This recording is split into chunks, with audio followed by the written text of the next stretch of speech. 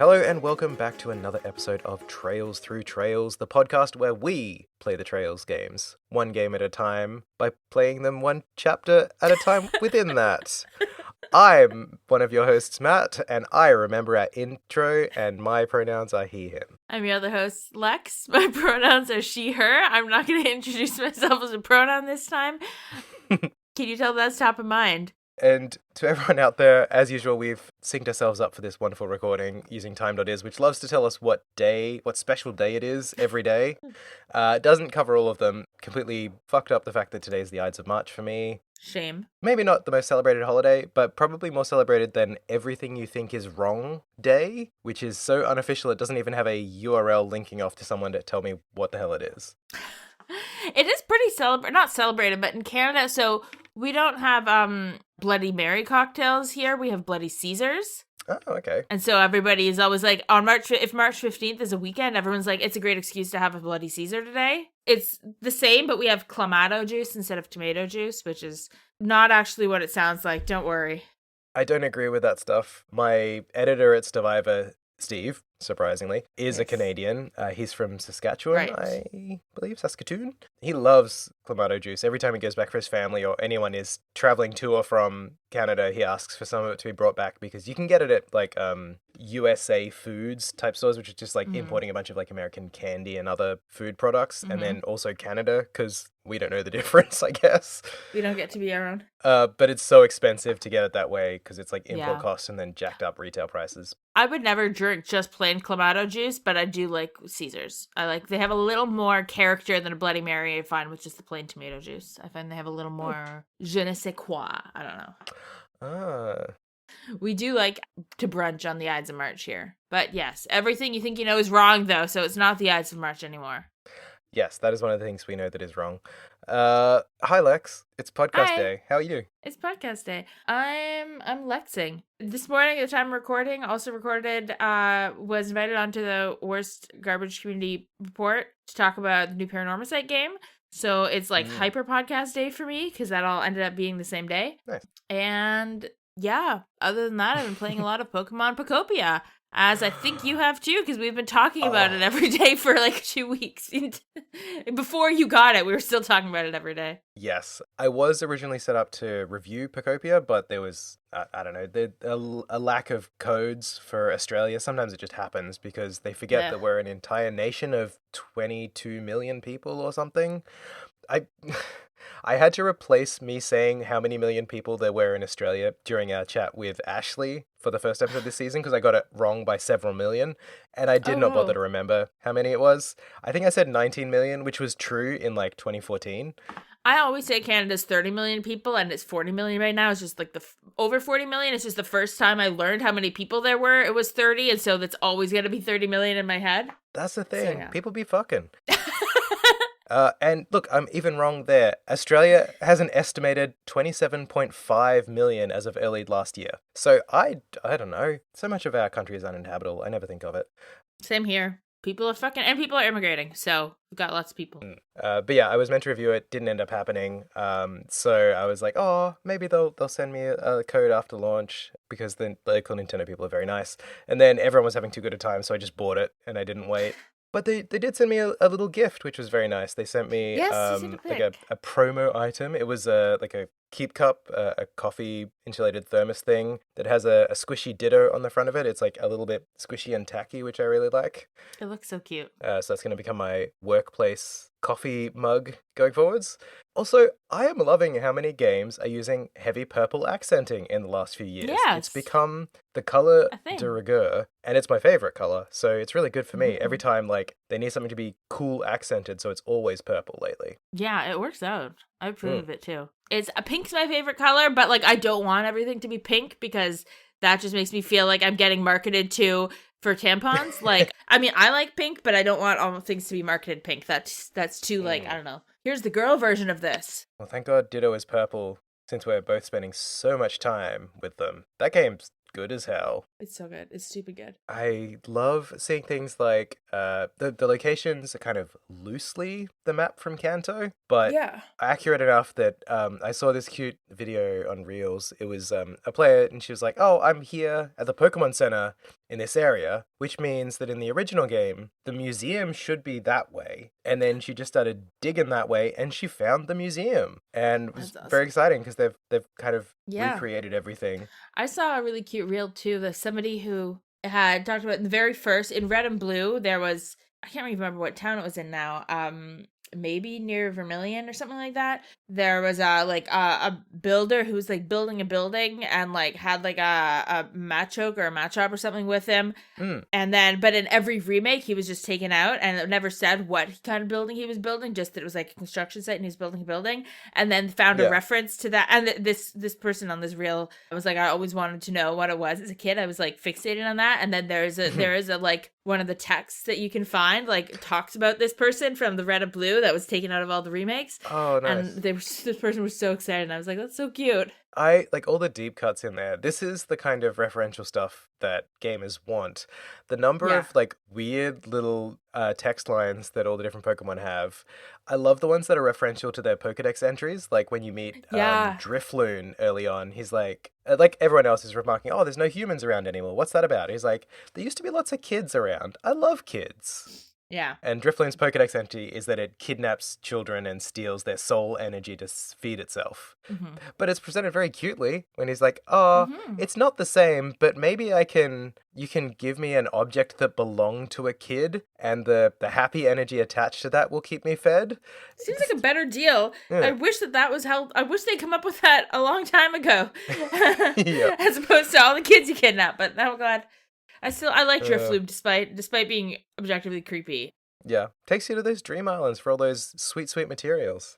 I'm surprising myself with how many Pokemon I'm remembering. Yeah. Because they come across all different generations, and like they'll pop up when you find them in a habitat or whatever. And I was like, oh, that's if not the name, I at least get in the neighborhood. I know this sound has like a plume noise in it. Yeah. It's crazy how much of this stuff you retain, when I really thought I didn't hold on to much beyond like the first generation and then whoever my favorite was game to game. Klefki gang, rise up. Klefki's good. I'm yet to meet a Klefki. He feels like the perfect Pokemon to find in an abandoned civilization like this. He does. I think he's got a shot. I haven't seen him yet, but I've been playing really slowly for the last few days after I unlocked all the areas, because I was like, wait, I'm getting too close to the end. I don't want to.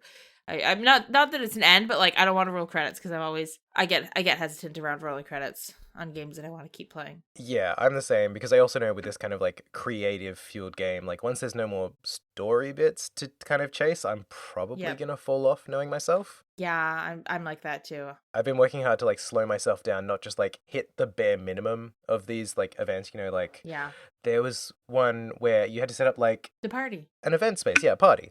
And all you really need to do is like tick off a few tasks and then it'll just happen. But I slowed myself down because I found like sparkly rocks in the mines. So I just went and strip mined them a couple of times, burning through so much energy just because I wanted to create like a sparkly dance floor for the party. That was so cool. I loved it. I didn't think of that. And then you did. I saw your pictures of it and I was like, that's awesome. Yeah, like I just wanted to make sure I was like investing in the fun of the game in the way that it's asking me to. So I set up lights, I set up floors, I had like displays for all of the stuff. I put bunting up on the side of the area and lighting over like a stage and everything, which I didn't power, unfortunately. I forgot I needed to power it. But the one problem was Professor Tangrowth, who's like your taskmaster in the game. He's so great. I tried to dig under him to put the 4 tiles down like I did with everyone else, but he was marked as critical in some way, so he couldn't be relocated. So I had a beautiful sparkly dance floor, and then Professor Tangrowth just kind of sitting in a hole off to the side going, is everyone having a good time? Oh no. Until the quest moved forwards enough that he started moving and I could be just like, shoop, shoop, shoop, shoop. There we go, floor. Yeah, it's a great game. I'm having so much fun just like digging in random directions and finding stuff, or building something for no reason, making houses. I'm having fun like choosing who I put in houses together to create either the most or least harmony possible. So I had a bunch of grass Pokemon in with Vespiquen, so she can harvest them all for honey. Or a house of entirely water Pokemon like the Squirtles or one of the other water types starters, and then just Charmander. Amazing. Just living on a knife's edge. I love it.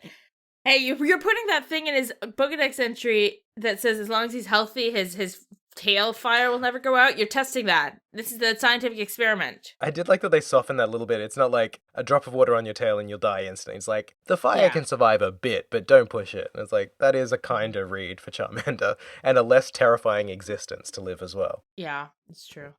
Yeah, Pokemon Pokopia. Not the game we're here to podcast about, but a game that everyone is podcasting about because it fucking rocks. This is true, because it's taking over the world. It's the Switch 2 system seller, which no one was really expecting, and yet it seems to be. Yeah, I saw something. It's like it sold 2.2 million copies in 4 days or something. Yeah, insanity. I'm very happy for it, and maybe this means they'll invest in sort of deeper side titles more, or take some of this energy back to the main Pokemon games. We've had Winds and Waves announced. It looks promising. Like the water looks good. Next year. I'm kind of glad that it's next year. Yeah, me too. But yeah, that water tech. Woo. I do feel bad for all the Pokemon YouTubers who like plan their schedules around every year, who are planning vacation time based on when they think a Pokemon game's gonna drop and then it doesn't. But I'm very glad that they're taking extra time. And hopefully the team, because this is the team who built the Dragon Quest Builders game prior to this, and going back, you can definitely see the energy. I hope that means that Builders 1 and 2 will get switched to 60 FPS's patch, because that would just be nice. But also, let them make a Builders 3, because they're clearly very good at making these games.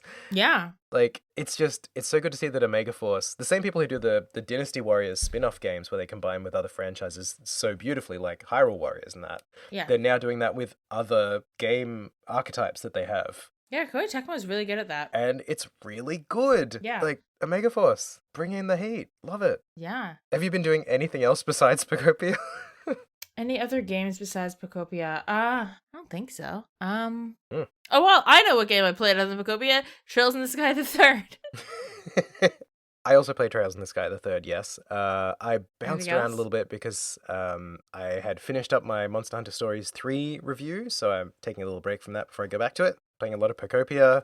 Oh, I played a lot of East 10 Proud Nordics. It's a really good, just kind of like chill game. I'm playing it on easy. Like the games are challenging, Ease games. The combat is challenging, but I like it more as just kind of like a wandering game where I don't have to invest as much effort into the fighting. Fair. Because it's nice to just collect materials and upgrade stuff, and it's got basically a town building thing in it again, like Lacrimosa of Dana. They love to do that, don't they? Yeah, and it's the best. It's like, you have a town full of people that you have to rebuild, except this time it's on a boat. Right. But it's basically the same thing.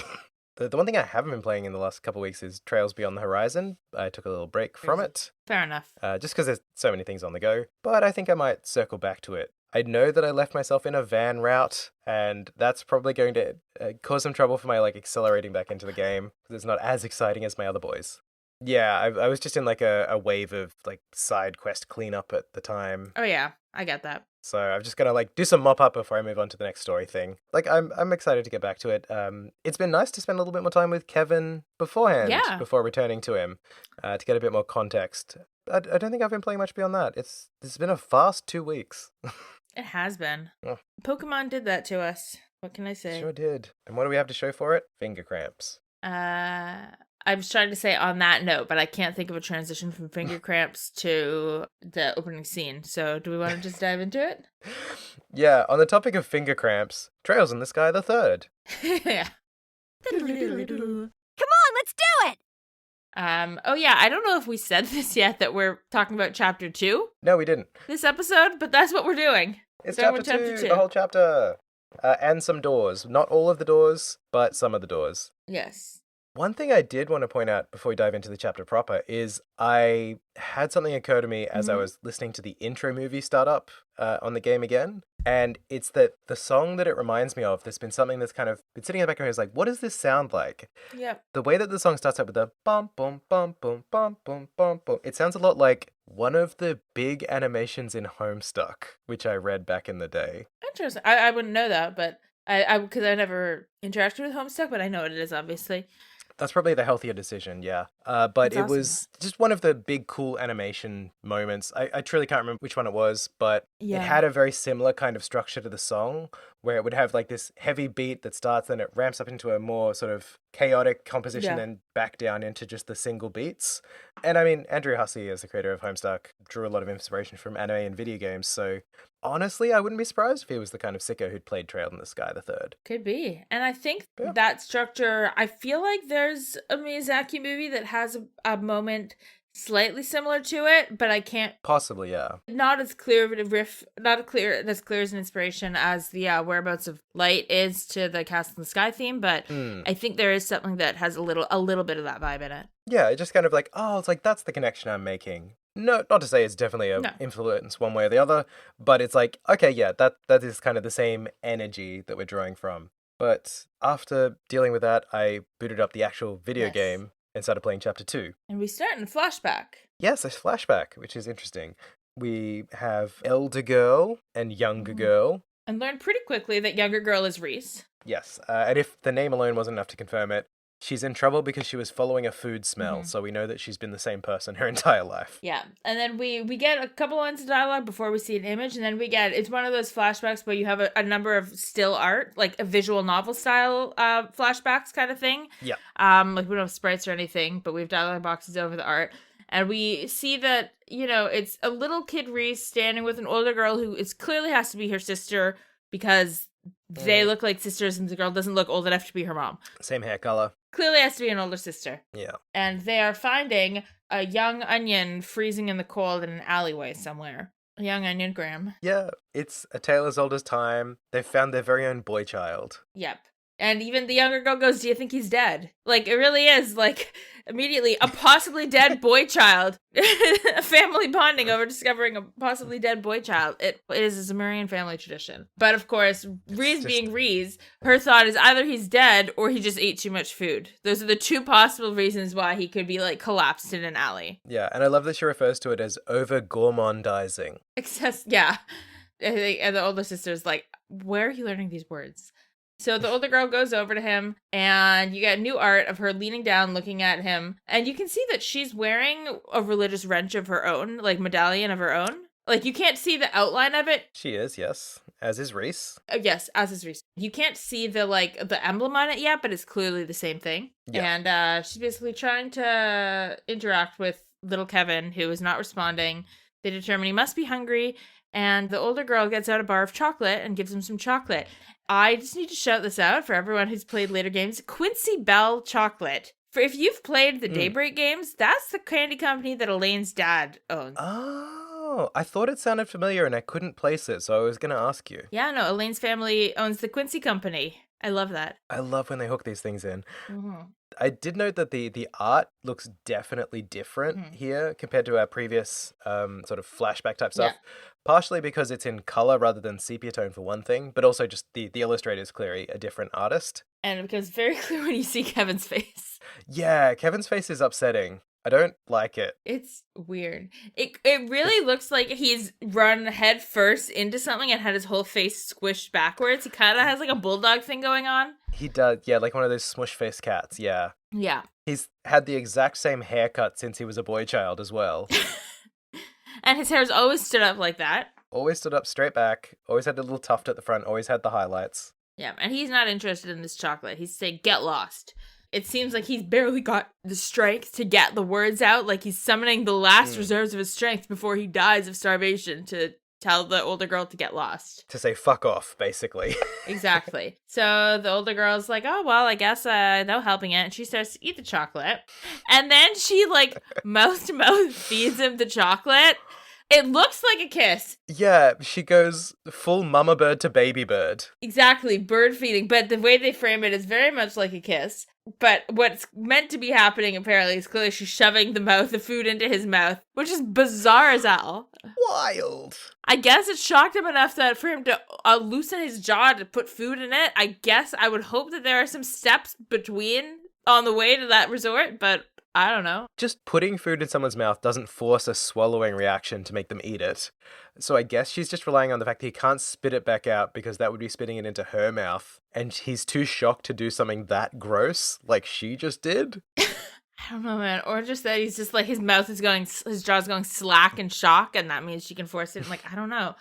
The way it's drawn, looks like she picked him up to a standing position to do this and then drops him back down when he's done. It could be that she just leaned down further over than like the art really conveys, but it really looks like she picked him up by his shirt, like mouth to mouth, shoved chocolate in his mouth, and then dropped him on his ass. Yeah, just mama bird to baby bird, but down you go. Kevin, boy child, is not impressed. He does make allegations against older girl for what kind of person would do this.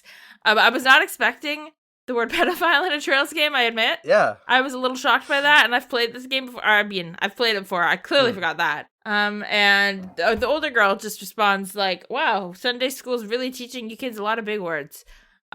Which is not the response I would give, but my response to situations differ from this girl's in many ways, so. Yeah, I mean, if I met a child living on the street and they made reference to fear of pedophile, I probably wouldn't classify that as they probably learnt it at school. Yeah, not at all. But we learn the girl's name, and we do get a reference to the clothes they're wearing, being like, who are you? Those clothes you're wearing. And then we see the girls. We can see clearly that their religious wrenches have the like grail on it that the Septuagint churches ones do. Yeah. And she introduces herself as Rufina. And she and Riessie are both wearing long dresses and look kind of churchy. Yeah, like the dresses have the same sort of cut to the neckline and stuff that suggests that it's like some sort of uniform or uniformity at least. Yeah. Also, I always love it how you can tell people are related in anime stuff because the hair color's the same even if the eyes aren't. Hair color same means family. Exactly. So we know Riessie's older sister is or was named Rufina Argent. Yes. And then as they're asking Kevin what his name is, I really like the transition we have in that moment where it sort of fades away to white and you get sort of an untagged dialogue box saying Kevin, ... making you think like it was him kind of giving it in and giving his name.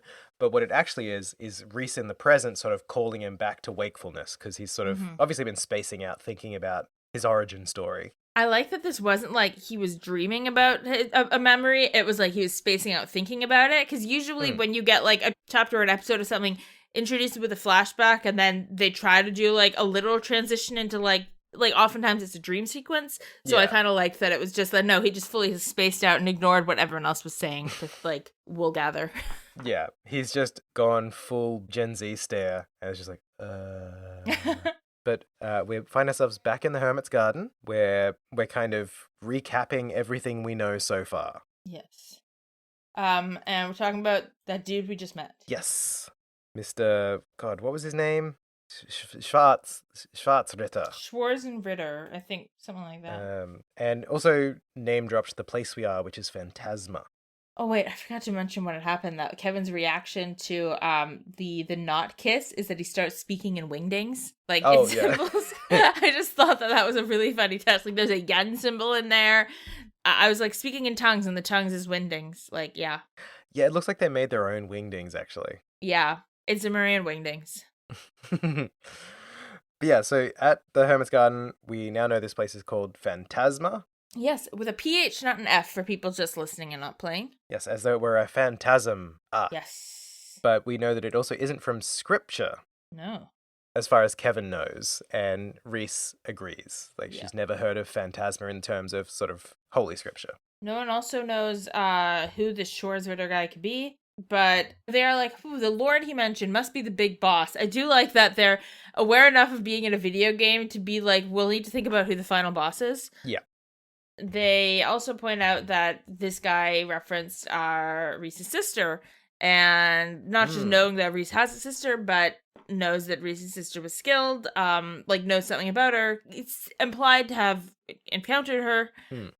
Reese, like, I don't know how they could have met. She's been dead for 5 years, but she was a knight of the Gralsritter, and she was held in very high esteem and did a lot of jobs and travel and stuff, so it's not impossible, like... And so they also kind of imply that she died in the line of duty specifically? Yes. Kevin's very weird about this. Reese says that she fell in the line of duty.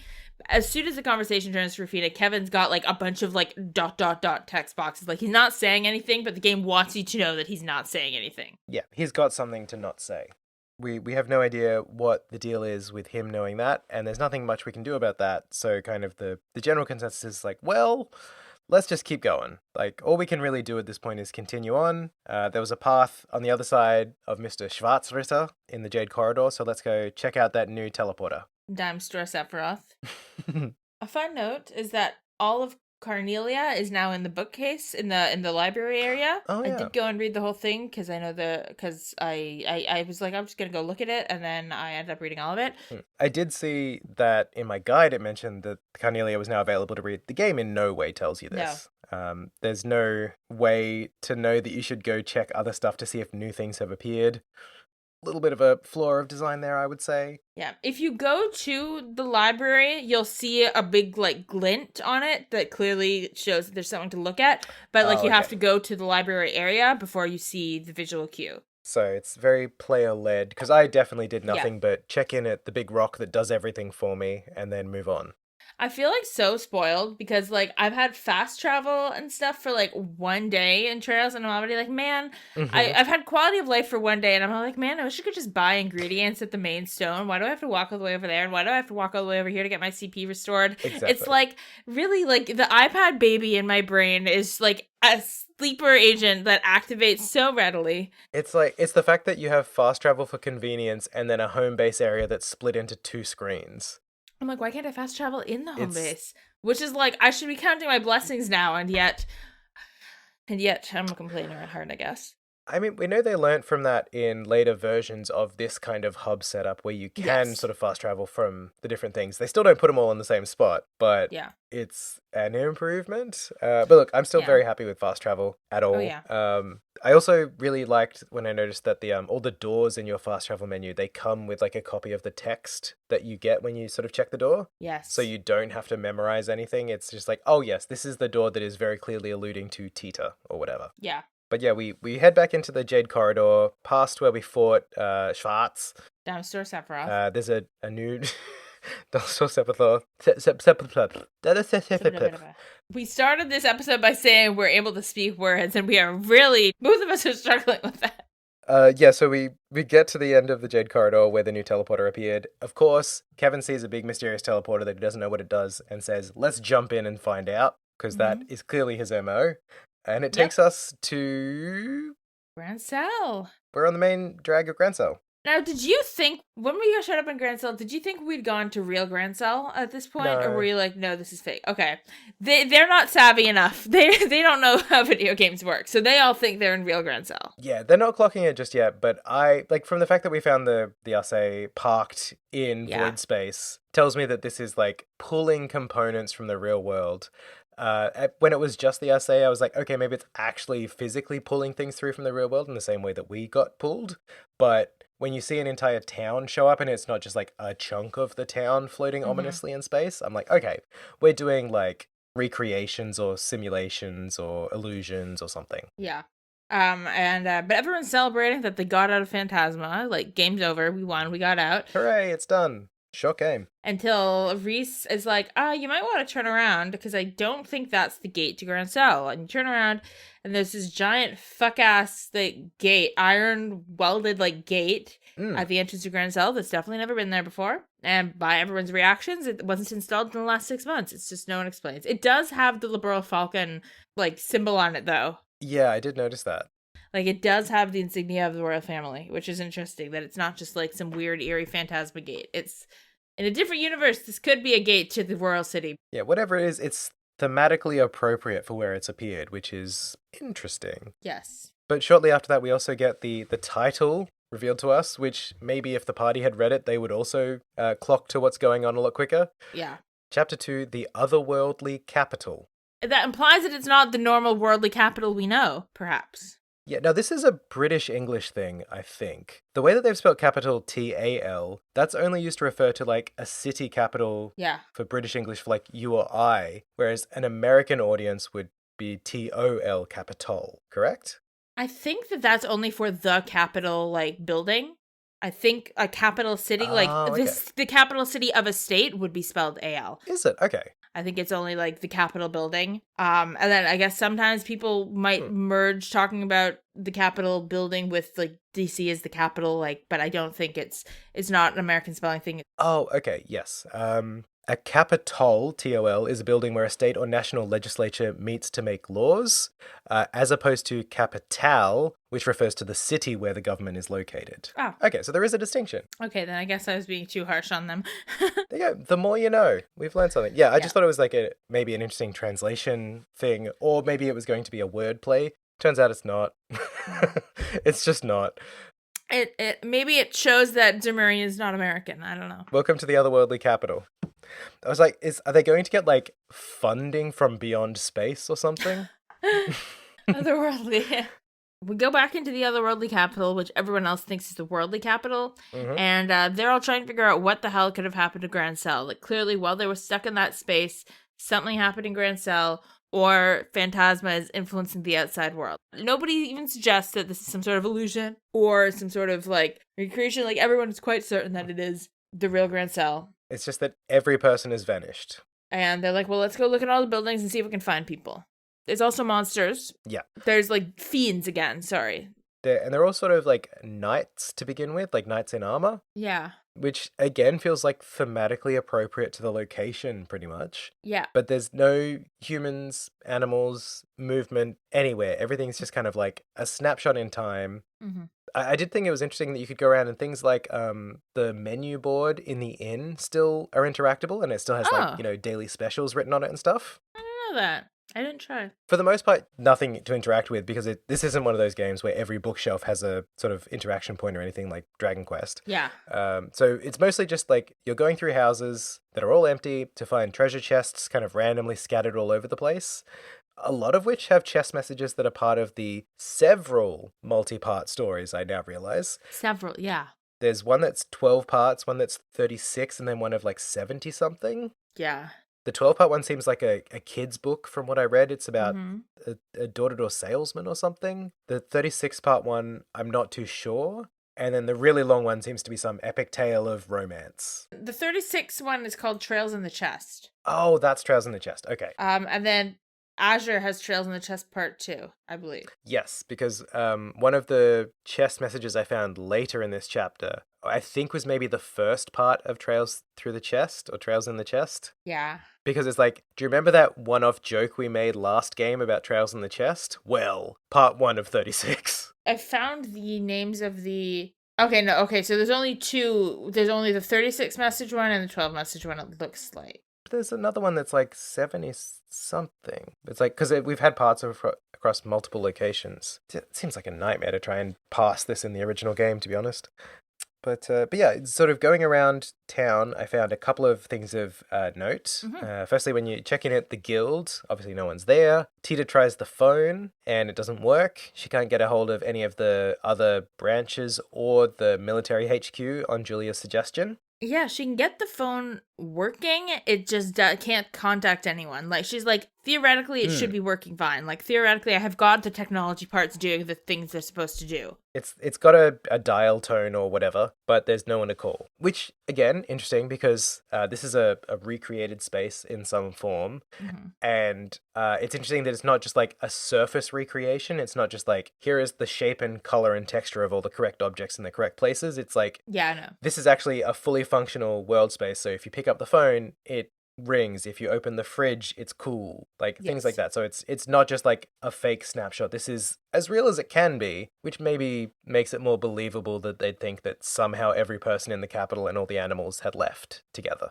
This is true, though they did learn about the VR that the Oriole could do last game, so maybe they're forgetting about that. In the upstairs of the Bracers Guild, there's a door that obviously we can't open yet, but we have another one of those excellent riddles that's not a riddle at all. Yep. Bring to me the dancer with silver locks. I wonder who the fuck that could be. Bring me the gray hair chick. The Fisherman's Guild has a one as well. Bring me the girl who loves to fish. Who dat? Who could that be? I wonder. Yeah, I enjoy these little mysteries. Yeah. Because it's very clear what they are every time. So it's just letting you know who's gonna come. If you weren't specifically friends with the person this is about, you would have no clue. It would actually be a mystery. But when all of these are just about like people you've met in the last 6 months. Yeah. Like, oh yeah, that's my buddy Steve-O. And they do talk a little later in the chapter about the fact that, like, the thing that everyone who's brought in here knows each other, or at least knows Kevin. They don't say that part, but Reese doesn't know them. But everyone other than Reese, and Reese and Kevin are kind of our two protagonists here, but everyone other than Reese all know each other. Yeah. Also, to date, exclusively people who were on the Oriole. Yes, true. During the event. That's a good point. Because we'll get to them. I don't want to jump ahead because it's too much fun to get there. It's extremely true. Yeah, going through Grancel, we find those doors that we can't open yet. Mm-hmm. Moon Door 2 for Shara, which means it's one of the long story ones. Yeah. And Sun Door 2 in the Fishing Guild, which means it's a mini game. Mm-hmm. That is bad. Mm-hmm. Though they have good rewards, so unfortunately I will be playing them, but we'll talk about them all in one episode. Yeah, I did do the first Sundor we get access to during this chapter. I didn't do it yet. I'm going to, but I haven't done it yet. It's bad. I was behind schedule playing, and I was like, I'm recording in 3 hours. I should probably not take time to try a bad minigame. Yeah, I think that one is the one where you get the information or detection quartz. The detection quartz, yeah. Which is detection, which shows like chests and stuff on the map, which is very helpful. Mm-hmm. So I suffered through. Before that, we have to get through the rest of Grancel. So after checking around, you can't get off to the other sections, the east or west. Not yet. You can only head north. All of the houses and buildings in this area are accessible, though. Yep. Other than a few scattered treasure chests. I did want to shout out one chest message that I'm holding myself back, but I just want to shout this one out. If you stare into this chest and say Ouroboros 5 times, Bleu Blanc will visit you this night. Which, is that a threat or a promise? It's terrifying is what it is. Mm. But I enjoyed it anyway. I found one as we move into the north block in the hotel. It just says, inside the chest is an ancient note hinting at the location of the 8th Septarian. It crumbles to dust before you can read it. And as we get up to, I mean, it's the same thing as in the first section. Nobody is anywhere. There's no people around. There's nothing to see. Nothing to see that would inform us as to what has happened to Grancel. Yeah. It's just chests, which presumably we're just ransacking people's homes and taking the shit we want. But hey, works for me. Yeah. And then when we get to this stretch where the castle is, there's a star door. And says, bring to me the guardian of the royal family and the blade that serves the imperial house. Only then shall the door open. It just sounds like a matchmaker now. It's like, okay, well, we know who those are. That's Julia and Mueller. Mm-hmm. Jewelry, no. It really does just sound like this door wants to set them up on a date. Jeweler and Mulia. But we only have one half of that combo, so too bad. But we get up to the castle, and we can't get into the castle because there's a giant-ass seal thing locking it. And I think we forgot to mention, Julia, as soon as we got to Grancel and things were fucked up, she's like, I gotta get to the castle right now. And we're like, okay, yes, that's fair. You do... Yeah. We all love Chloe, and we also like Queen Alicia, so we do want that to be okay. Julia very understandably is like, there's danger, I have to get to them. I think they're right there. Mm-hmm. So we're all like, yeah, let's go right to the castle. And then we're like, never mind. Big magical seal on it, so I guess we'll just go pick a different direction and see what happens. Which is lucky because the east block opens up at this point for us, which means we can go explore where the market and everything is. Yeah. Again, not much going on in there. The arena is still blocked off by another one of these magical ward things. Mm-hmm. I did go through the airport and the museum, but there's nothing happening in either of them. I don't think there's even a treasure chest in either. And nothing new in the museum. I was hoping for a new exhibit. Yeah, I was curious to see if there'd be something different on display that might give us some more hints, but no, it's literally just a facsimile of where it was the last time we were there. Yep. Interestingly, the Erebonian embassy is open, though, which was not ever open to us previously. We went once, but part of a mission. We did go to when we were looking for Ren's parents. Yeah, but you couldn't just freely stroll in. It had to be like a prompt to go inside the area, but it's straight up open. So I went in and checked there. And got ambushed by some weird guys with saw blade hand thingies. I don't know what they are.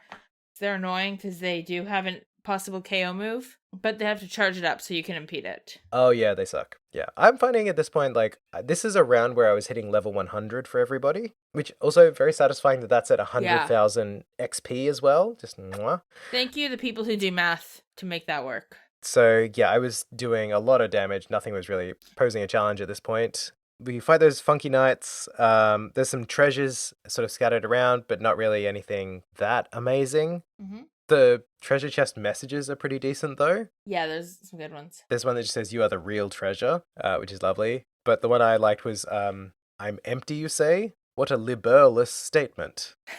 And I love that. There was one I wanted to read from the Bose Market area. There's some green hair inside. The chest prays to Adios. This sinful priest gets his just desserts. I like that the chests are actively conspiring against Kevin. Yeah, there's green hair inside. Is this chest implying that Kevin fucked it?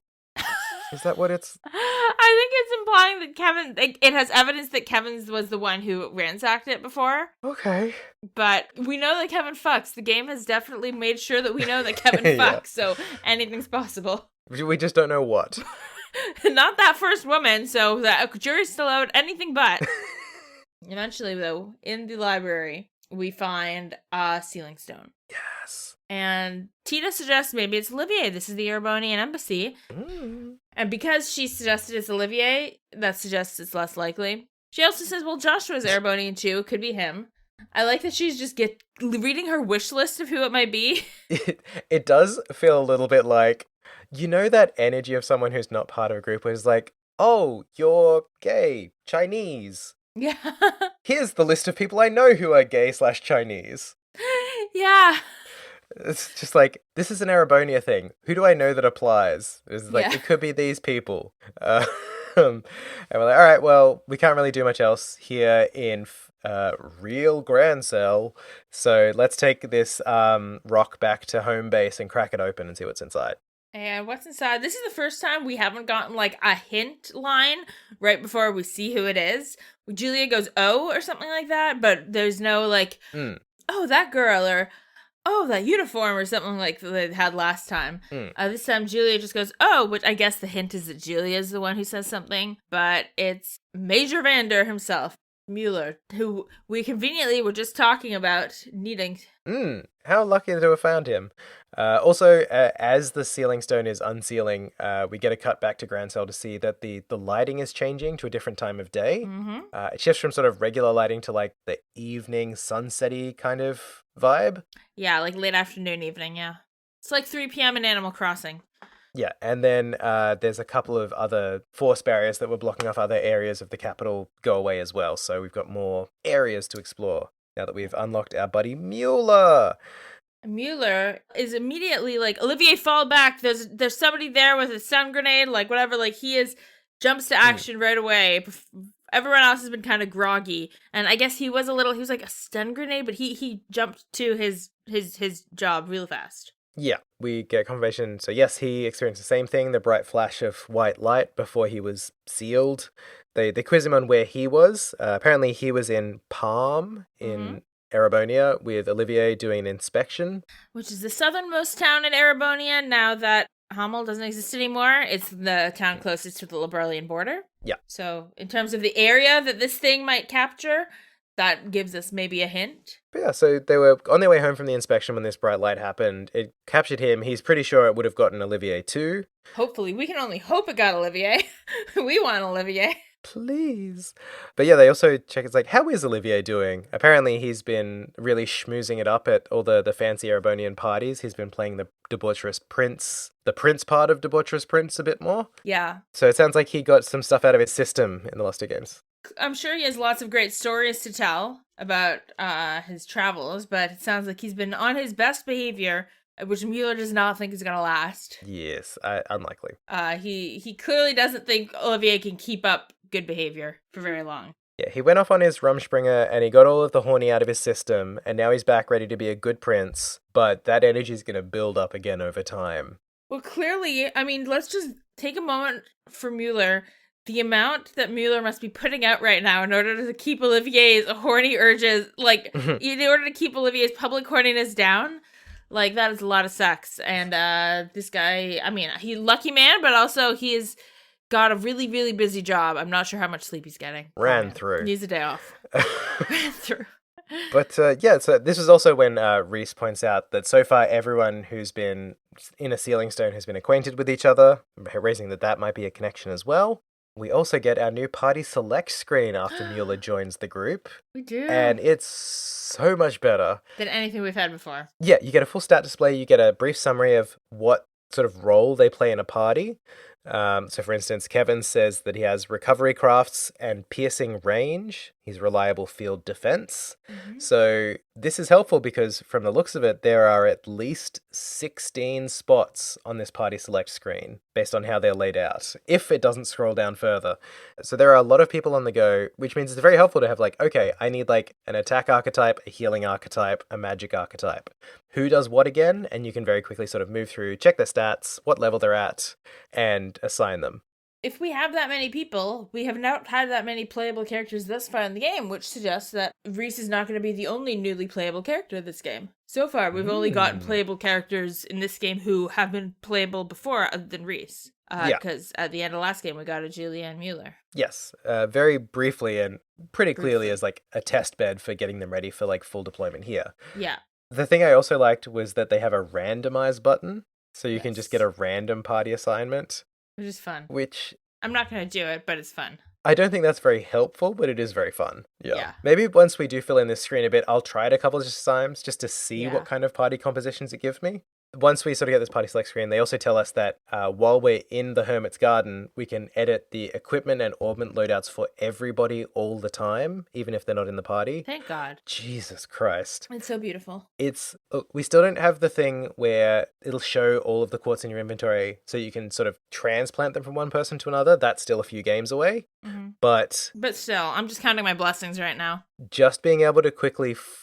being able to go check my other party members, like strip them of all their cool stuff and assign it to someone else without having to go to the party select screen and put them in the party and take all their stuff and take them out of the party. Mm-hmm. It's amazing. It's great. I love it. It's very helpful. It's also just cool to be able to keep scrolling down and see all your friends.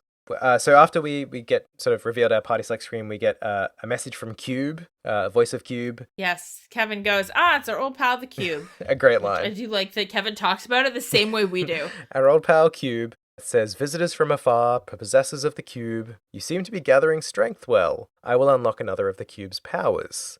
And that power is a support party member. A feature that becomes a mainstay of the Trails franchise overall. In various forms, yeah. But basically, you can choose one of your party members who are not in the active party and assign them as support, which means that they'll provide specific bonuses. So it might be stat bonuses, item drop rates, money or sepith drop rates. They usually have sort of a trade-off as well. So, like, if you get a bonus to strength and defense, you might lose a bit of agility or something. Yeah. You don't have to have someone assigned. So if you just don't want to have any disadvantages, you don't have to. But there are some that are very helpful. There's a party member we'll get later this chapter who gives you a boost to item and sepith drop rate. Which is very useful. So they're pretty much staying in the support role for the rest of the game. Basically, other than maybe some boss fights if necessary or stuff like that, but during any normal exploration, Because again, early in this chapter, I had to do a bit of grinding just to scrounge up the sepith I needed to upgrade my sort of party layout, especially as you get new party members. Yeah. You don't have to keep everyone equipped all the time, obviously, but it's just like the need for new quartz is very high this early in the game at least, so it's nice to be able to juice the numbers a bit there so I'm not struggling from fight to fight to get like 3 time sepith. Why does this game hate giving me time sepith so much, Lex? It's so upsetting. I spent the whole game trying to get enough for...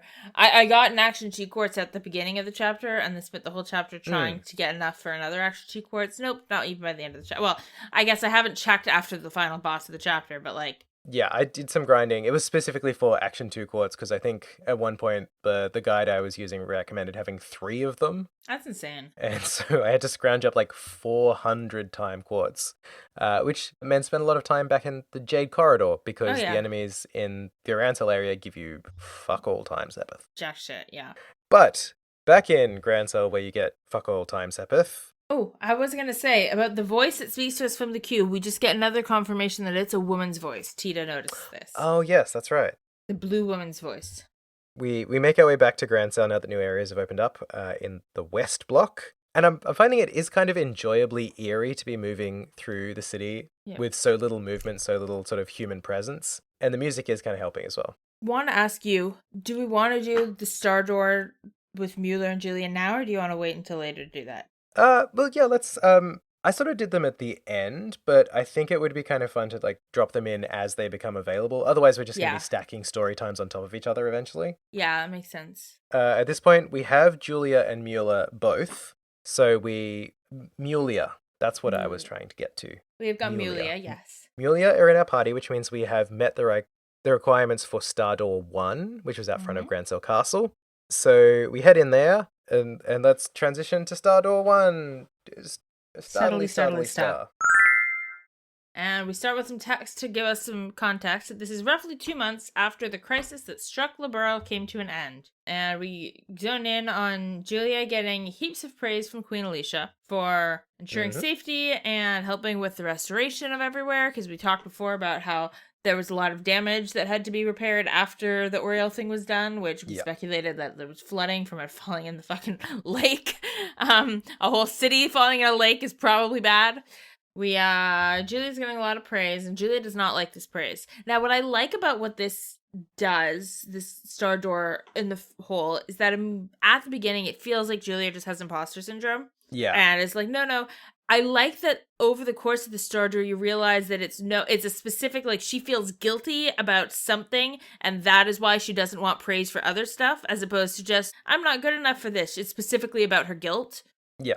I like that they changed that up a bit. Because it definitely kind of, if it had been what it looked like on the surface the entire time, it wouldn't be a very impactful story to tell. But this is actually teaching us something new about Julia, which I appreciate, because as great as she is, we don't know a lot about her. We really don't. All we really know is she Royal Guard, she worked for Queen. She badass, she loyal to Chloe. Yeah. She has a lot of fangirls, which we knew before, but we're really gonna learn now. She's really uncomfortable in this moment, or getting all this praise from the Queen and being told that she might get a promotion and a medal out of it. And she's like, no, just don't do that. I don't deserve it. I don't want it. Just let me be. Yeah. And which when the Queen says, like, take a half day. You've been working so hard. You've been running back and forth from the capital to the military HQ. You've got to be exhausted. You haven't had any time for yourself. Take a half day. Relax. You've earned it. Just chill. I love the way she accepts this, which is, I, Captain Julia Schwartz of the Royal Guard, accept your proposal and shall take leave of my duties for the remainder of the day. Like, the least chill way to chill possible. Yeah, and as she's sort of heading downstairs, she's kind of trying to figure out who dobbed her in for needing a day off. She mentions a couple of the soldiers. I can't recall the names, but they're named soldiers that we've met before. I think from the crew of the Arce. Yeah, Leon she mentions, and I feel like it's another L name, but I'm missing it. Yeah, I think so. But then as she's talking to a couple of guards in sort of the front foyer of the castle, they're like, oh, yeah, like everyone really thinks you deserve some time off because you're amazing.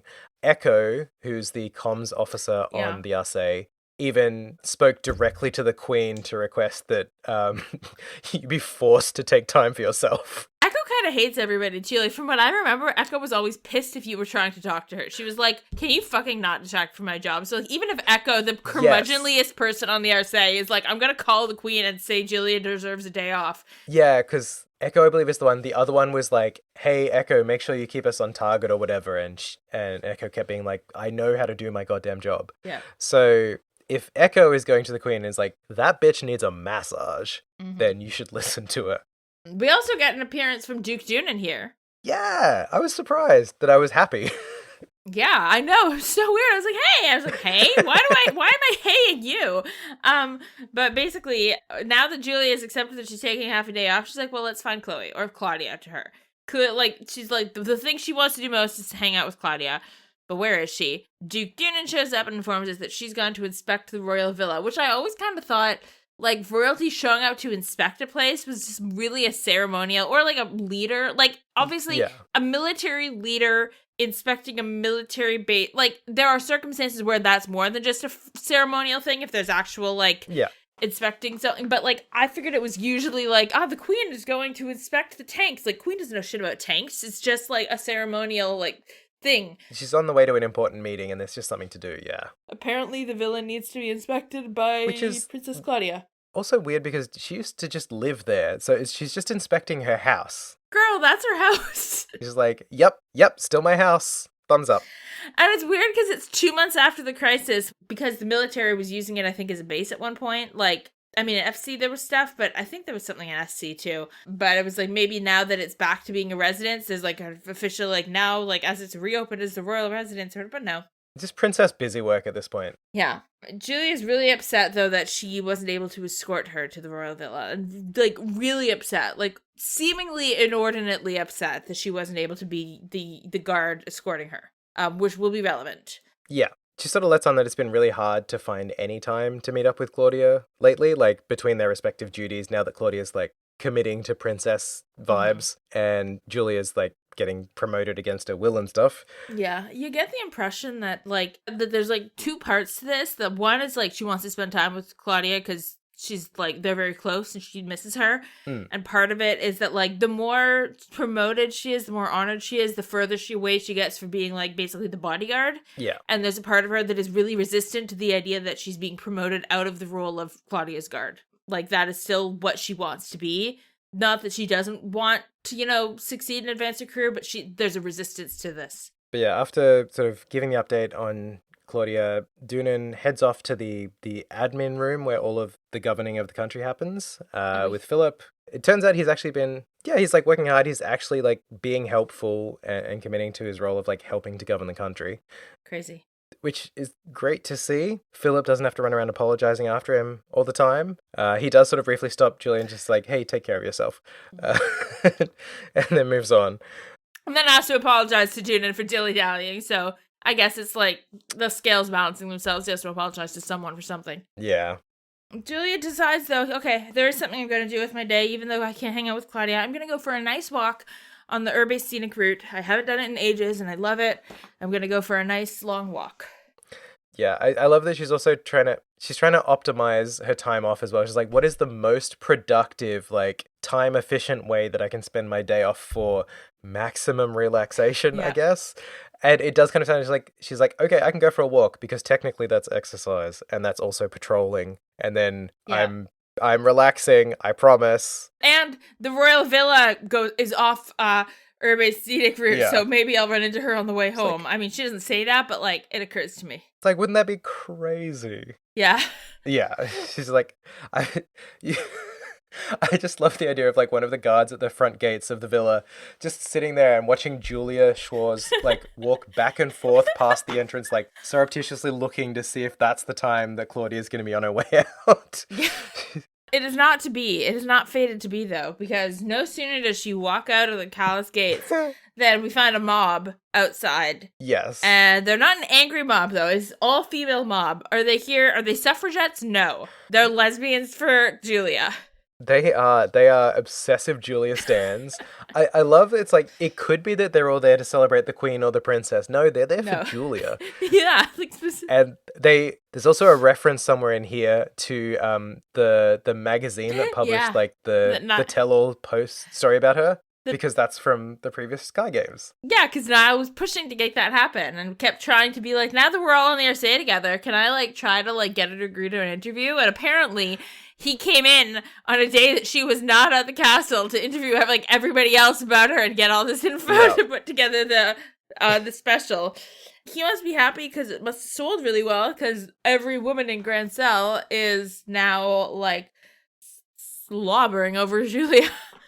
So when they spot Julia, they start rushing the castle. They're storming the capital is basically what's happening. With like heart emoji chat bubbles over their head. Yeah. And so the guards are like, save yourself, get back in that fucking castle. They rush the guards, knock one of them into the moat of the castle. I think there's a railing on the bridge and they knock him over the railing into the moat. They're like, we've locked the castle gates for the moment. You're safe. As she collapses on the ground, panting. Like, she was running for her... Like, Beatlemania. This was Beatlemania. Beatlemania in the capital. So back inside, the guards confirm that there was the magazine story about her, and that's why things are so crazy. The archbishop shows up from some sort of meeting with the head maid. Possibly he was giving, like, a private sermon for the castle. I don't know. But he's on his way out. Julia gets the bright idea, is like, this is a great chance for me to disguise myself. Retrieves her nun habit from hiding out in Grancel Cathedral. Nun drags all the rage these days. And quietly follows behind the archbishop and sort of sneaks past the waiting crowd. Yes. I do want to point out, just before the archbishop shows up, Julia is once again, like, having kind of a spiral in her head about, like, how does she just now need to accept that she doesn't get to spend time with Claudia anymore? Like, no matter what she does, she can't seem to make it happen, and and there's all this attention on her, and all this pressure and whatever, and is this just how things are? Like, she's really depressed about this.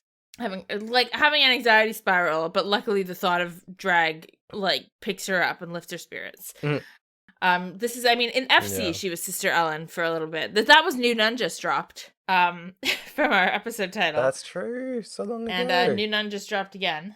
New Dron re-dropped. So yeah, they make it out, they regroup in the North Block, and she's sort of having a chat thanking the Archbishop for his help, at which point a wild Mueller appears. And he immediately recognizes Julia. He's like, I wasn't aware you were also a sister, Captain Schwartz. Like, he's very sarcastic, a little kind of... Julia is, like, weirdly, like, flustered here. Like, a little bit, like, 16-year-old girl, like, anime girl. Like, what, I don't know. Like, it's a little... I get that she's really out of her element and really surprised by this, but it does feel a little bit like, come on, you don't need to make her so... Yeah, I mean, I kind of get it, because it's like, before when she was hiding as a nun, it was part of a military coup, and it all felt very purposeful. Yeah. And now she's just kind of been caught playing dress-ups, basically, by someone she sees as, like, I get that. A colleague, like, kind of an equal. And she's like, But basically, Mueller reveals that he's here because he has cleaning up after Olivier to do. What else? Yep. Even though he has lots of work back in Erebonia, he can't be in Erebonia because he had to come back to deal with Olivia's shit. Has to wipe his shit. And then the Archbishop kind of looks between the two of them and it's like, I'll leave you kids to your own devices. And scuttles off, clearly feeling very smug. Yeah. Then, as they're just alone, you overhear some other Julia fangirls getting closer as they talk about how they thought they were going to finally see Julia up close. Mueller clearly catches on to what's going on. He's like, would you like me to escort you to an indoor place where the fans can't find you? Yeah, so he sort of helps her. She follows along behind him as he sort of skirts around the fans to head over to East Block, where the shops and the arena are. We go to the most private place. Yeah, not the most private place. We go to the most famous place for deep and important conversations that will often end badly in all of Grancel. It's the rest area of trauma and snapping. It's Joshua's rest area, where he had his best and worst moment of FC. He had his great speech to Estelle here once, right? The one about how everyone's life is just as, like, full and real and important as yours. And then next time he came here, he got his whole life destroyed. And that's kind of, I don't know. He haunts this little square rest area.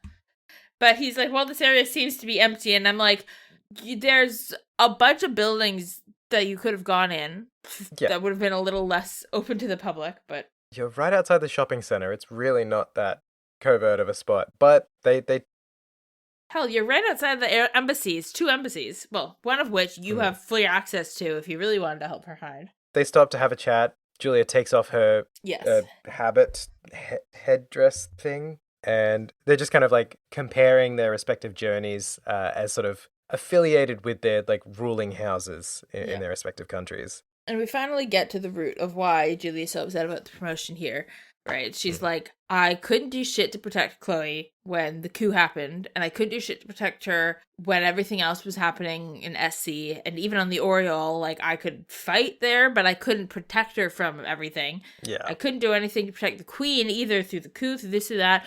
Like, the way she sees it, like, at every turn where they've been in danger, the Queen and the Princess, she's not been able to do anything. And so she's like, I feel like I'm being promoted for a job that I just keep failing at.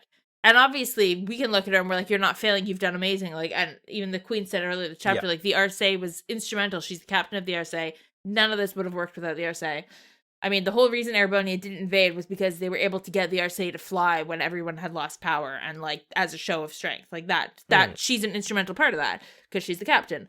But the way she's seeing it is all of the most important junctures in her mind that stand out to her are the places she's failed. And then on top of that, of course, there's the fact that she feels like success drives her further away from Claudia, who's the person she most wants to be around and protect. And she feels like there's this mix of success takes me away from what I want, and the success feels like I don't deserve it because I feel guilt over something, which I like a lot better than just, I'm not good enough for this. Yeah, she's very hard on herself, and she blames herself for a lot that really isn't her fault, that isn't directly linked to her at all. It's just like, this is an outcome that occurred, and also I wasn't by Chloe's side every second of every day, which means it's my fault. She's also pretty jealous of Mueller, she reveals, like, because he gets to stay by Olivier's side, be his support, and help him beyond the line of duty as well. Yeah, his whole job is just Olivier babysitting. Yeah, Olivier clean up nonstop. He's literally in town to do just that. So she's jealous that he gets to, like, stay in that position and sort of be there always.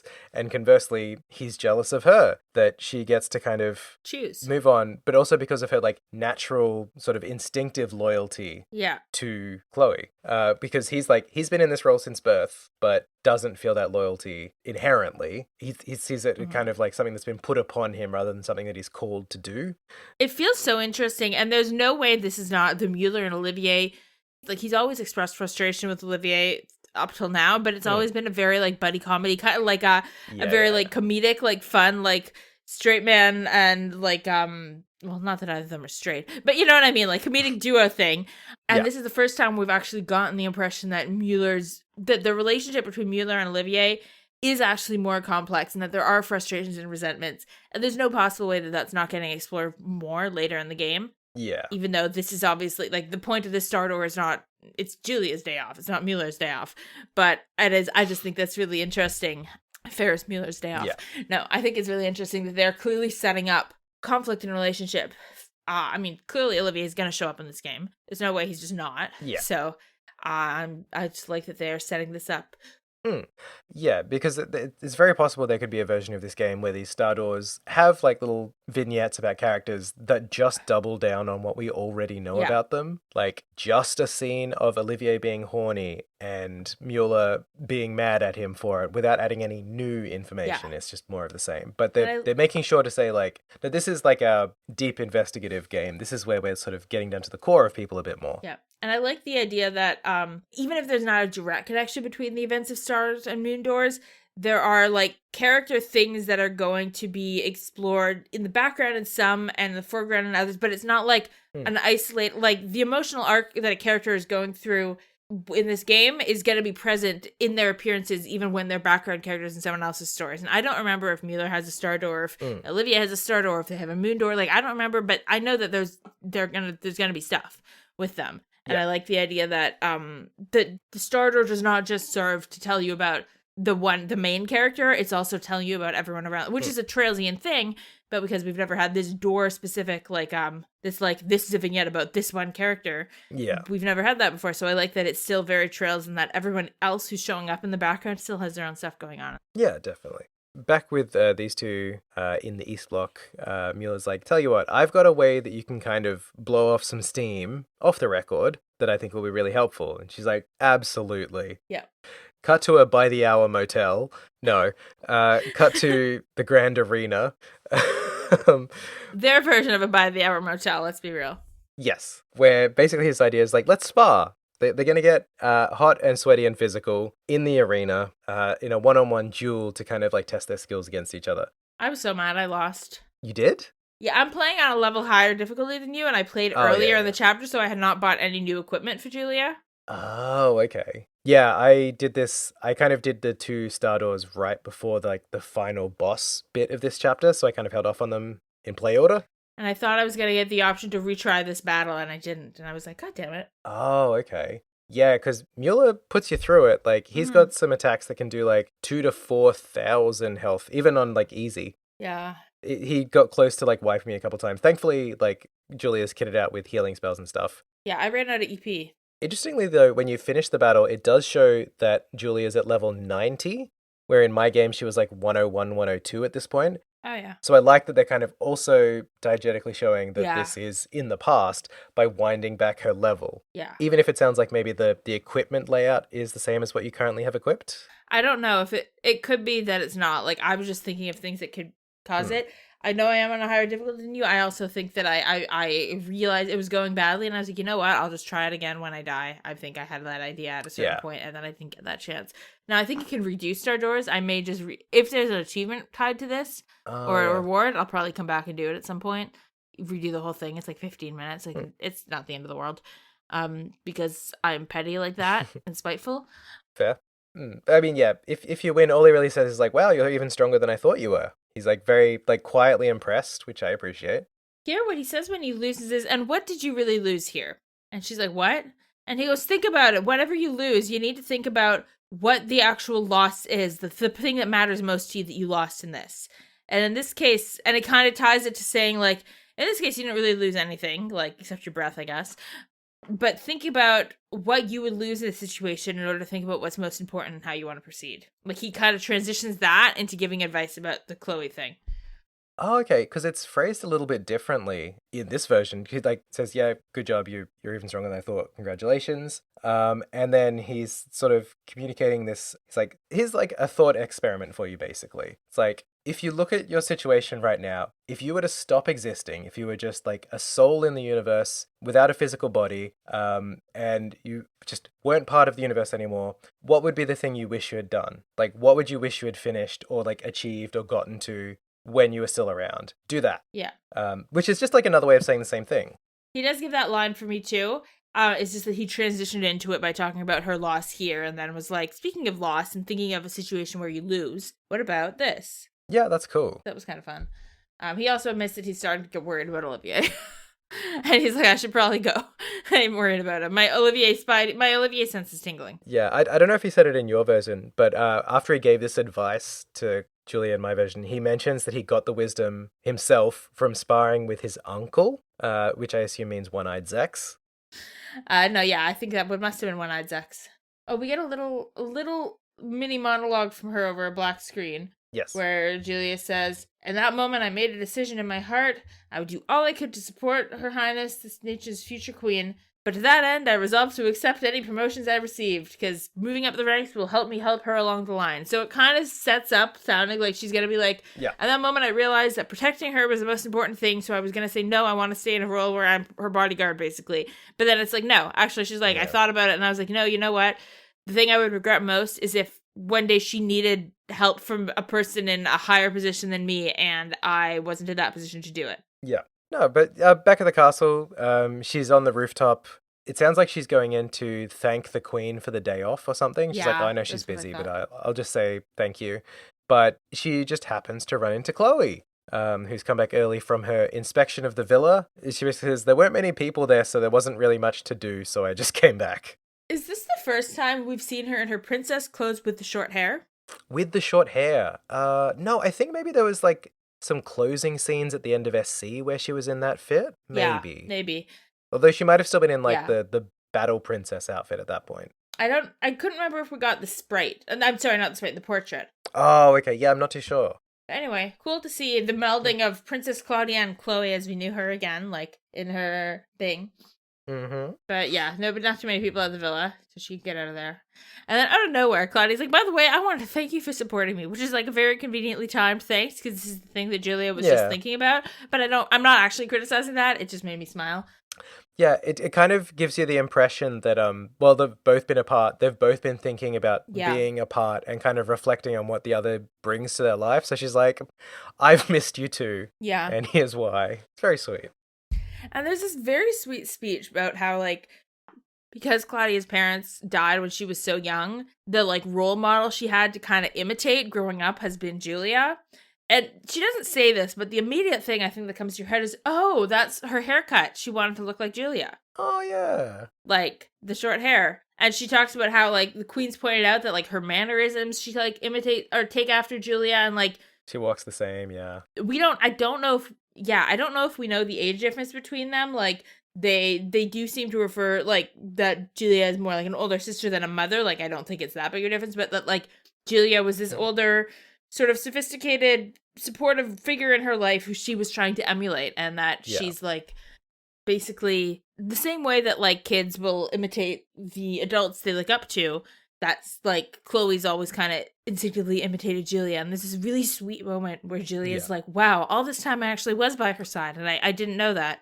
But I was in a different way because, like, my influence was, which I really kind of like as a reflection of this theme that comes up in Trails a lot, that, like, you leave an impact on the people around you. And that's important even after you're gone. And I did kind of like this is a different way of presenting that same theme.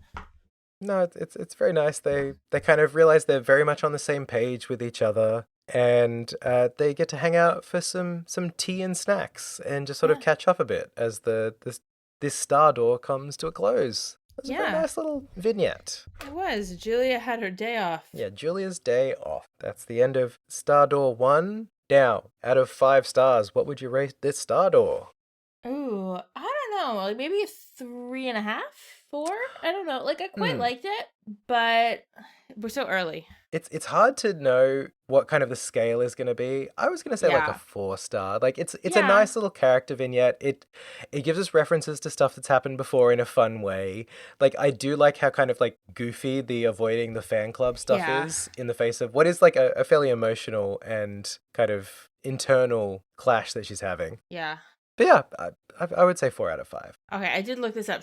Julia's 27 in FC and SC and 28 in the third. So that puts her about a decade older than Chloe. Yeah. Okay. So that would be old enough for like a kid Chloe to be like, I want to be like her when I grow up, even though Julia wasn't a grown up at that point. Like, but you know, like a teenage Julia would have seemed like a grown up to Chloe. Yeah, it's a kind of wide gap between siblings where the older sibling can kind of assume a pseudo parent role at the same time. Yeah. Mm-hmm. But yeah, with our very first Star Door wrapped up, it's time to head back to Grancel for realsies, we promise. In the West Block, I had a bit of an explore. Interestingly, the place in the corner that opened up as the store right at the end of SC is in store mode. Yeah. It's not like blocked off with a for sale sign or anything. And that's really interesting, given a later place that we find out looks the way it did in FC specifically. Yes, that is curious because other than that, everything else is unchanged. Like stuff like the sewers are blocked off. The port we only saw in SC, so it could only be the SC port. Exactly. I went upstairs in Crossbell. God damn it, I keep doing that. Not Crossbell News Service. The LaBelle News building. Up on the top floor, they have one of my new favorite chest message types, which is the Did You Knows? Yes. I think I'm just going to call out every single one of these that I see. Yes. Because this one's, did you know early concepts had Joshua as the protagonist, while Estelle had Joshua's current role? Over time, however, the team believed it made more sense if the roles were switched. Which, you know, I'm glad they switched. A fucked up Estelle from the Society would have been very interesting, though. It would have been interesting. I'm glad we have Estelle as the protagonist and as the perfect whatever, but that would have been interesting. But yeah, I love those. I'm excited for all of those. Did you know chess messages? They're great. Yeah, I like the idea of like a what if where Estelle was the one who'd been in the Society, but also we don't need another trauma-driven female character in JRPGs, really, so I am glad that they flipped it. Mm-hmm. Yeah. And that would have been... SC is all about Estelle trying to save Joshua from his own demons in that sense, and I do like that as a flip on, especially at the time this came out, you had lots of stories across lots of mediums are about a golden retriever man trying to save a traumatized woman from her own demons, and I like that they flipped it. Yes, it wouldn't nearly have had as much impact otherwise. I don't know that there was much more going on around this area in terms of chests.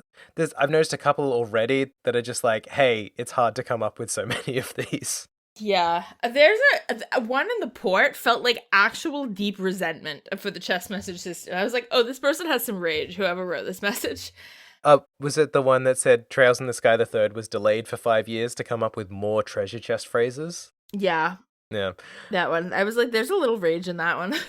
It's a little bit mad, yeah. There's also one back in the market in East Block that was just in all caps. It was like, it is hard coming up with all of these. No, I do. I mean, hey, they need an outlet. I mean, clearly they deserve an outlet for the stress of this. There was one chest message I thought was funny in a house that was like, psst, your survival hinges on what I have to say. Run! Yeah. Run now! That was just kind of fun. And then hinges. There was one in the cathedral that tied to the star door in the cathedral in a way that I thought was fun. Mm-hmm. But you wouldn't know unless you know what that star door is about. Beware, this chest is full of salt. Salt. Do we want to do the cathedral star door now, or do we want to hold off until after the port? Let's do it after the port. We'll just note that the next star door 2, Yes, is upstairs in one of the sort of side areas of the cathedral, and its challenge is not a specific person you need to have in your party. It says, those who have not proven themselves in battle are not worthy of stepping inside. Should you wish to be deemed worthy, struggle through 100 battles. Only then shall the door open. And I'm going to challenge that, because the door opened for me, but I sure didn't struggle. I had to grind to set it open because I didn't grind earlier for Seaputh. I think that's why it wasn't long. It was like I was like 10 or 15 battles away from it, I think, but there's no counter, which is annoying. But it did drive me crazy because I kept going to check, and then like, nope, not yet. Oh, that's so trails. Yeah, I had definitely hit 100 battles because I'd done 2 rounds of Sepith hunting, especially because I started off trying to get all that time Sepith in Grancel, where at best there's a couple of enemies that'll give you like 4. Yeah. So I definitely hit 100. I would love to know what that number was at that point. Yeah. Like to have the game share. It's like, you need to do 100 battles. You've done, 600. All right, you can go in. I had to go do the port, and then I still didn't have enough after the port, so I still had to do another like 10 or 15 at that point. So I guess I was probably around 80 probably before the port, 75, 80. Anyway, we're going to do the port and then come back to report on the star door. We go to the port, and who do we see there but a beautiful ruffian of a woman, the Bobcat herself. Yes, she's parked off to the side just inside the entrance of the port area.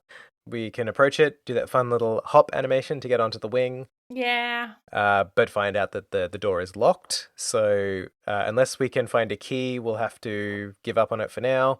Of course, Reese suggests just smashing it. Yeah. And Tita says, well, it's an airship, so it's pretty sturdy, so maybe don't. Yeah, and Kevin's like, can we maybe like not have that be as the first result? Yeah, try something else first. Like one thing. And Julia, who I had with me, points out, because now we're at the point where you don't know, we might not always have the same party members, which is kind of fun. Yeah. But she's the one who brings up that I think this has been mentioned by now, but I honestly can't remember that I think this came up at the end of SC that the Capuas are running a courier business right now, which is fun. Yes, they pivoted. Yeah, they're running their courier business after being pardoned by the Queen. Very chill of her. So we can't get into the Bobcat. We'll need to find a key or otherwise just keep looking around. And as we head into the port area, I have a note here that says, I'm so scared that Gilbert's going to join the party. Because the last time we were in this port area, like a mere chapter or 2 ago, we were fighting a Gilbert in the port, and all of these locations have influenced who is inside the sealing stones. I'm like, we're due for another sealing stone. Please don't make Gilbert join my party. Do you want me to tell you if that happens or not? I don't. Okay, no comment. We end up in a warehouse. Well, there's lots of warehouses, but most of them you can't enter, which is nice that they don't make you enter every warehouse in this place, because I'm pretty sure when we explore the real thing, you could enter a lot more warehouses. Mm-hmm. But this is the warehouse that the giant tank thing from SC that Kevin was around for was stored before Amalthea decided to mow down the queen. Yeah, and they do note at this point that although this is where the tank was, they'd never been inside before. Mm. So Kevin had been there, but he hadn't been inside the warehouse. But the inside of the warehouse still exists. Yes, that's interesting. So it's not exclusively things that people have experienced themselves. Yes. Or maybe just someone has experienced it and Gilbert had seen the inside of that warehouse before, so his memories would be mineable for data. But we go into the warehouse and we fight some ghosts. I love how Kevin's like, fucking ghosts? Everyone's just like, it's ghosts. Yep. Yeah. But so yeah, the ghosts were holding the key. It's the Bobcat key, which is fantastic. I'm not sure how they can hold anything in their ghostly form, but it's fine. Video game logic. They're not even the last ghost who will drop a key for us today. Ghosts in Zamaria might be corporeal, like, I don't know. Did get one cute chest on my way out of the warehouse area back to the Bobcat, though. Off to the east side, there was one that says, my favorite character is Chester from Ease the Oath in Felgana. Oh, did I get that? Maybe I missed that message. That one was very much tucked away in a secret corner. I mean, I might have gotten that chest and forgotten to check for the message, because I think I got all the chests, but I might have forgotten that message. Oh well, that's what we have you here for. Yeah, we then go get into the Bobcat where there is, surprise, surprise, a sealing stone. And it's up in the observation deck part of the cockpit of the thing, where historically we have seen Josette stand in cutscenes previously. So back in the Hermit's Garden, we unseal our sealing stone from the Bobcat, and wouldn't you know it, it's Josette Capua inside the rock. Yep, we do get a hint for her before we see her. We get Mueller goes, so it's the girl, is it? Sounding very stern, which is like not much of a hint, but it's more than Julia going, oh. Yeah, I thought maybe we were going to like drop that mechanic. It is a hint because of the fact that we figure it's from the Bobcat, and they kind of discuss, well, it must be one of the Capuas. It's Josette, she has a Bobcat ship. Who has a hat that says Capua. Which is great. I get that it's the name of the company, but I love that it's just a visor that says her name. It's like a kid who's got to have their clothes labeled for school. And it's funny because like, I can't remember who it is, but someone remarks, it's like, oh, that must be the logo for your new company. And it's like, it's just her surname. Yeah.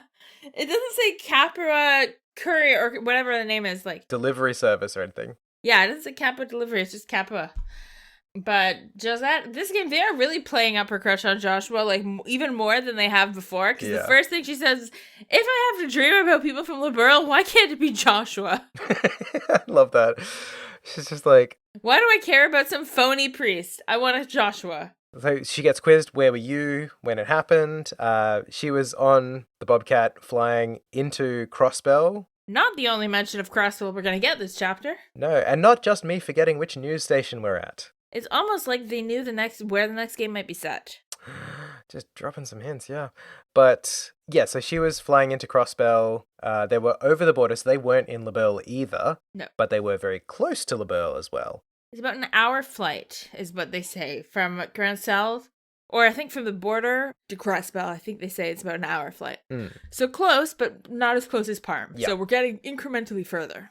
So we kind of update Josette on what's going on. She's like, this sucks. Fuck all of y'all. I'm going to go hang out at the Bobcat. Everyone else says, that's a good way to die from demons. Yeah. Do you want to die from demons? We'll escort you if you want. And she's like, well, all right, fine. I'll help out. Obviously, she's just hoping that they get Joshua Bright in the gacha next time. Yeah, they did. I did run over to get refill my CP at the fountain, and she was hanging out there because I did put her in my party. And she's just complaining about how ridiculous the Hermit's Garden is. At one point, she's like, "There's no railings. What would happen to you if you fell off the edge of these things anyway?"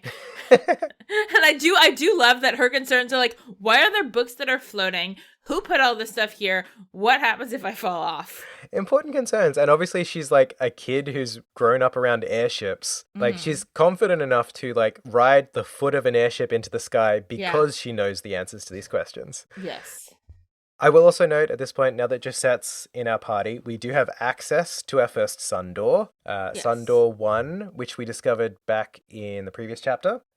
It was in the Jade Corridor, wasn't it? Yep. I did go do it just because I haven't experienced these. I didn't realize that they weren't just mini games. There's like a little cutscene before and or after them as well. There's some story that kind of like sets a stage for why you're doing this one. This is a Josette one focused on a turret mini game where you're firing a turret behind the Bobcat at some enemies. It's bad. It's real bad. Yeah. Like the turret doesn't turn fast enough to hit all the enemies. It takes forever. There's a reason I put it off. Yeah, but it does get you a useful quartz. Yes. So I did it for the information quartz. Yeah, you weren't kidding about these mini games. No. It is fun and interesting to see that Falcom has been, because the president of Falcom has spoken in the last couple of years in interviews about how the reason that they have so many mini games in Trails, I mean, I think part of it is because that is kind of a tradition in a lot of JRPGs, right? That they have, I mean, like Final Fantasy and stuff. But part of it is simply to stave off burnout and to give new devs projects to cut their teeth on before they're doing like the main parts of Trails, like to give new staff members, like, you design the minigame, and then in the next game we'll give you a more significant combat development role or more exploration or something, but first you're gonna like develop a complete minigame, and that'll be like a skill. I do like the idea that they are actively trying to find ways to help burnout, to help train new people, all that stuff. I do sometimes wonder if all of the final products of those projects need to end up in the game. Yeah. But I also get that there's an element that's like, why did we use this budget and then not put it in the game? There's one part of me that wonders, especially in a game like this, if this was like when you beat the game, you can unlock like a developer like exploit behind the scenes. You get like points for doing challenges and you can unlock stuff, yeah. Or even if it was like, here are some things that were like, here's like the beta version of some stuff that didn't end up in the main game. And you could play like, and it was presented as like a draft version of a mini game that didn't end up polished enough to be in the real game, but you can see what they were working on. I'd be totally fun being like, yeah, this is frustrating as hell, but it's so cool to see like the things they were working on behind the scenes that didn't make it to the main game. Almost something in the vein of like the Insomniac museum that would appear in some of the Ratchet and Clank games, where it's a lot of dev, like, or like a hidden dev room is a very common thing in JRPGs as well. It's a bad mini game. Yeah. We'll talk about it further when we get to our door extravaganza. Yeah. But I will say that this one's sitting around a 1.5 suns out of 5 for me. I'm not going to put it at 1 sun because I don't know how worse it's going to get. It belongs where the sun don't shine. This is a very unshiny sun. So that was Sundoor 1 very briefly. Do it if you want. We'll circle back and talk to them in full later on. I will say that the little story segment around this minigame is kind of cute and fun. Mm-hmm. It's a nice little story about Josette and the other Capuas that gives us a bit of backstory on their family as well. So there is a reason to go in there other than just to make yourself unhappy. Yes. But moving on from there, now that we've got Josette in the party, I brought her along for that sun door, and then the next area that unlocks was the Grancel Grand Arena. But first, we have a star door to visit. Oh, that's right, we do! We have the other star door! Yeah! I forgot. I've been so excited to get to this. I've been biting my tongue since last game over some stuff in it. So yeah, by this point, if you were not like me and grinding early for Sepith, you should have probably hit 100 battles at this point, roughly. And if you're not, then it's not going to be that you're not many battles away from it. Like, do a lap of an area and you should get there. Yeah, there's so many great spots like that when I was using to grind in Jade Corridor where it had the 4 statue guys in between teleports, so you can just like spawn in and out of that screen to just knock out a bunch of fights. Because also you can like wipe them in a single hit at this point. Yeah. It sure would be lovely to have that battle counter, but alas. Yeah. Oh, wait, does it have it in the in your Growl's Ritter notebook in your stats? How many battles you've been in? Fuck, I have no idea. That would be cool though. Maybe it is. Even if it is, they should have shown that information at the time, but... Yeah, they should have put it in the screen of like, once you've hit 100 battles, come back. Current battle count, blah, blah. Would have been nice. Yeah. But we go into the star door, and I think this is intentional, but the text that comes up, usually it shows like star chamber or moon chamber or whatever in the top right corner. Here, it showed up a very blurry, like words overlaid on top of each other. I'll send you a screenshot of what it looked like for me. Oh, yeah, that looks like a graphical glitch. Interesting. I'm curious who else has had this, if this is a Steam version thing, if this is... And then part of me was like, or is this because we're about to look at a redacted text? Is it some sort of stylistic thing? Yeah, that's really interesting because it almost looks like it says hamburger for one thing. Yeah, and then it says moon on top of it. Instead of star. Yeah, that's weird. Like, I was having a lot of graphical glitches with stuff like when they introduced the support role thing, they bring up a screenshot of that fast travel menu. And because I was doing widescreen, all the screenshots were 4:3 resolution. The highlight showing this is where the support thing was like 2 inches to the side of it, stuff like that. So maybe you're getting something like that. I don't think it's called the hamburger chamber, but I wish. What do I know? It kind of looks like Hambrion, as though it's like a new meat type evolution of Eevee. Sorry, I didn't mean to laugh. Oh my god, that was a bad laugh, but you got me. You can tell. I bleated like a sheep. You got me there. Hambrion. But yes, we enter in this one. We just immediately get sent into a memory fragment. Like in the Star Door one, I should have said. In the Moon Door, there was a trial in Chapter 1. Tita had to do a fight before she got her memory. Yeah. But both these Star Doors have just immediately gone into the memory. All 4 of our party members are shown as entering it, unlike the ones where there's a character named, where only the characters named required for it enter it. Yeah. But we go to a black screen that reads, enclosed is a report on the damage dealt to the former Principality of North Ambria by the Salt Pale. A lot of words we don't really know, but they all sound foreboding. Lots of proper nouns. Research on the pale itself. Now, Salt Pale is a proper noun, but pale is a lowercase when it's just pale. And then we see an image of this that looks like Riz Argent is the author. It has a date that I can't read because of the low resolution. I think 12/31, but it doesn't have a year. Okay, so right at the end of December. Really, like, squeezing her work in before the calendar year is done, I guess. Yeah. I also quite like that there's a special Zemurian type of paperclip holding the report together. Not a regular paperclip, it's a fantasy paperclip. I just appreciate the detail, especially when you've then got like the writing quill. Someone's gonna come in and be like, this is what they use in Japan, just to like piss us off. Probably, yeah. We start with a little, like, an intro letter from Riessie, like, addressed to Her Holiness, which I think is the Pope. She also says that some sections are going to be blacked out, which is interesting for a classified report. It's also interesting that they say blacked out, not redacted, but that's really nitpicky of me. It's interesting because, like, this is addressed to the Pope, so assumably she would get the full report, and this is just, like, the copy on file that has some parts, like, redacted for Pope-level access. I guess. Which is really only in the addendum at the very end of the report. So for the most part, it's just completely unblemished. Yeah, so we get July 1st, 1178, 5:45 a.m. So that puts us just under 25 years ago. So not quite 25 years ago. So most of our cast is not alive at the point that this happens. But some people we've met have definitely been born. Just not people in our party right now. Yeah. An urgent report came in from the cathedral in the capital of Northumbria. They point out that at the time, Northumbria was a principality, and now it's a state. There's a prince, and now there's no more prince. Yeah. And a giant white pillar, so tall it appears to kiss the clouds, appeared on the outskirts of the city. The bishop who reported this, is freaking out. What's interesting here, that's just me really nitpicking, this confirms that the church has instant communication of some kind. True, yes. If they were able to report, because that's not a thing. Olivier having that was a big deal. Like, I don't know what else they're at. Telegrams? Like, it's probably as far as they have for instant communication now. Yeah, that's interesting because they were very much like, when they saw his shell phone, they were like, you should give that to the church. That belongs to the church. That's an important artifact. Which made it seem like it's one of a kind. But clearly they have some other form of long-distance communication besides just the shell phone. I mean, clearly, like, just because one type artifact has a form of long-distance communication doesn't mean it's the only one. Maybe they have, like, an instant messaging artifact or something. I don't know. Also, for context, because not everyone knows the map like me, Northumbria is north of Erebonia, so it is the northeast area of the continent.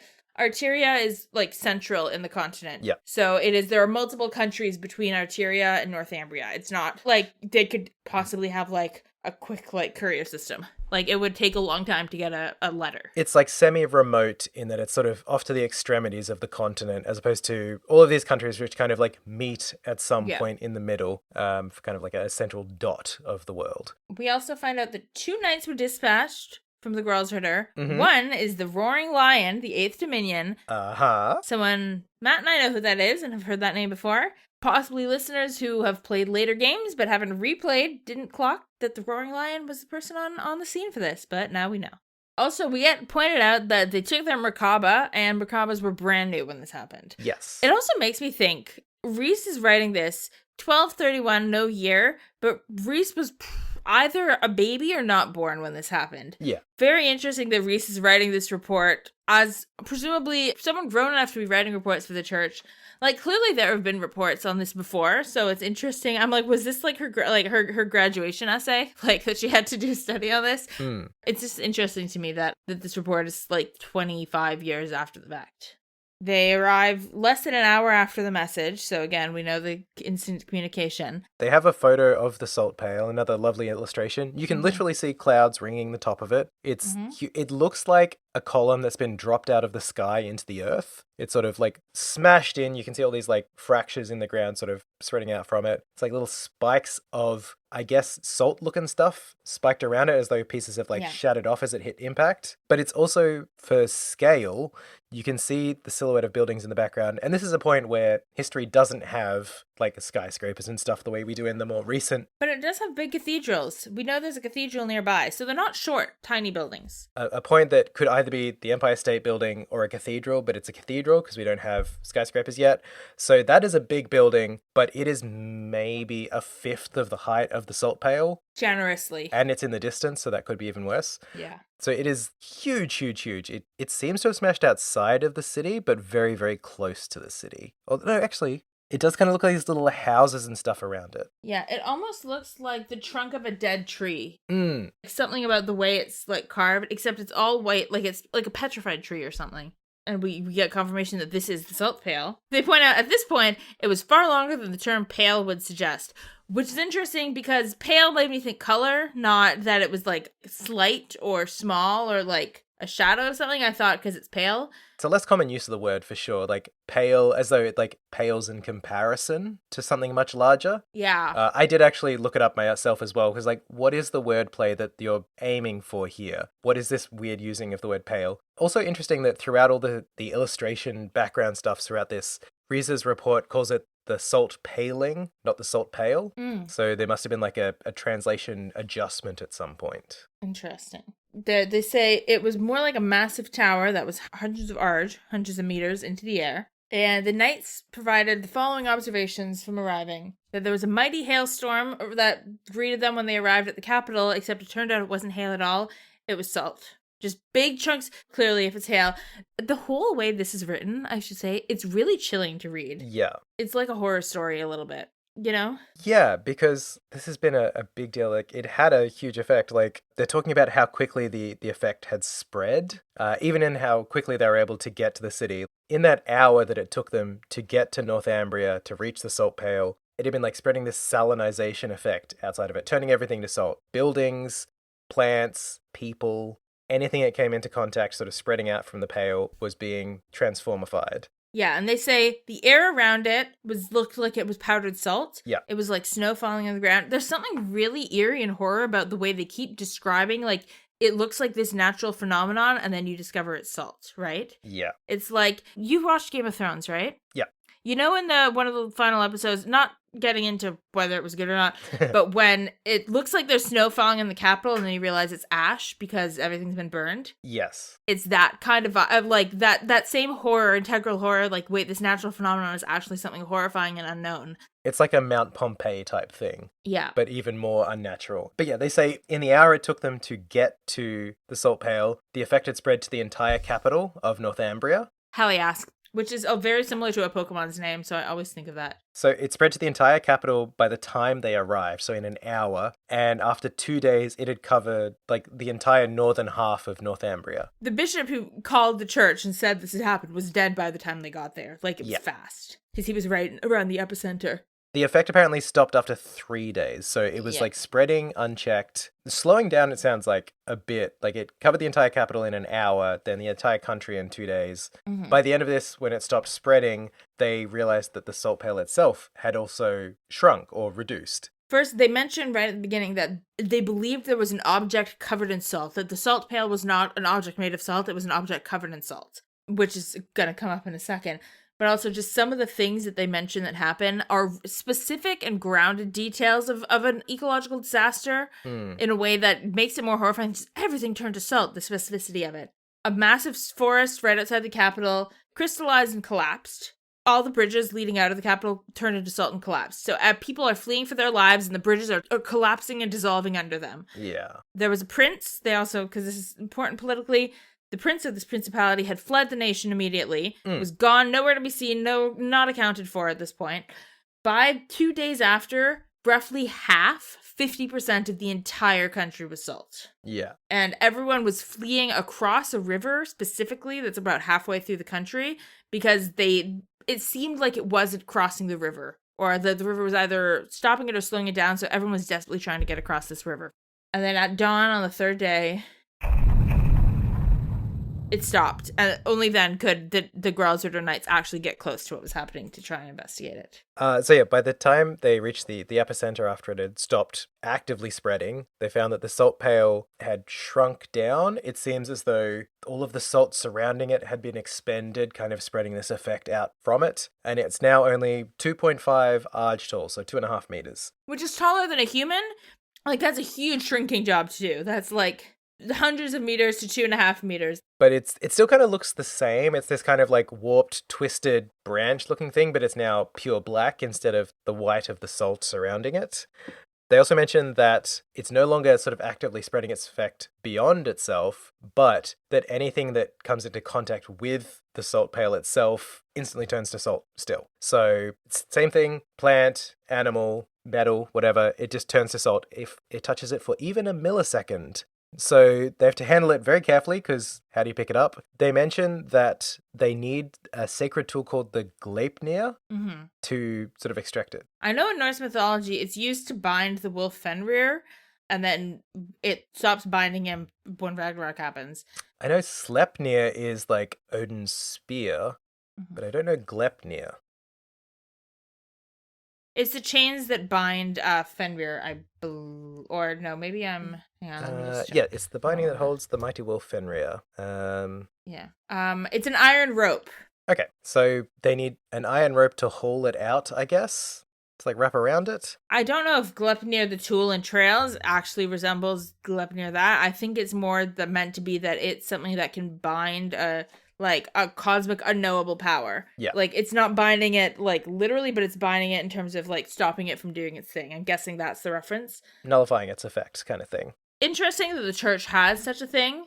Has an artifact or a holy sacred tool that was able to deal with this. Yeah, they've apparently got it under lock and key. It's, like, negated or whatever, so it won't continue acting. But in the meantime, it did kill a third of the entire populace of Northumbria. That is such an insane figure. It's a lot of people. Also, interestingly, no damage to any of the surrounding nations. Unlike something like the Oriole, which did have an effect on, like, towns near the border of the Burl, nothing to any of the surrounding nations.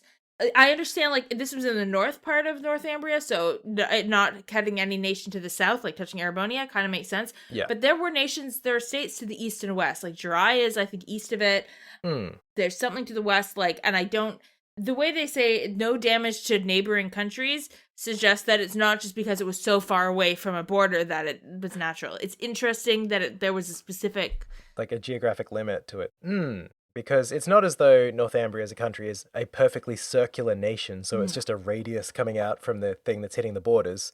It's somehow being restricted from going beyond the bounds. Who knows how? Yeah.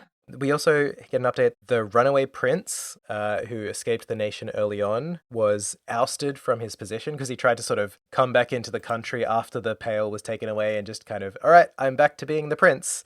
And everyone said, no, we want democracy. So they founded a democracy in his place, which is why it's changed from a principality to a state. Okay, I will just back up on what I say. Based on this map of Northumbria that I'm seeing, it might suggest that it was in the part of Northumbria that's not as close to other nations, but still, I think the fact that they mentioned that it's specific to the limits, I just don't want someone to correct me on that.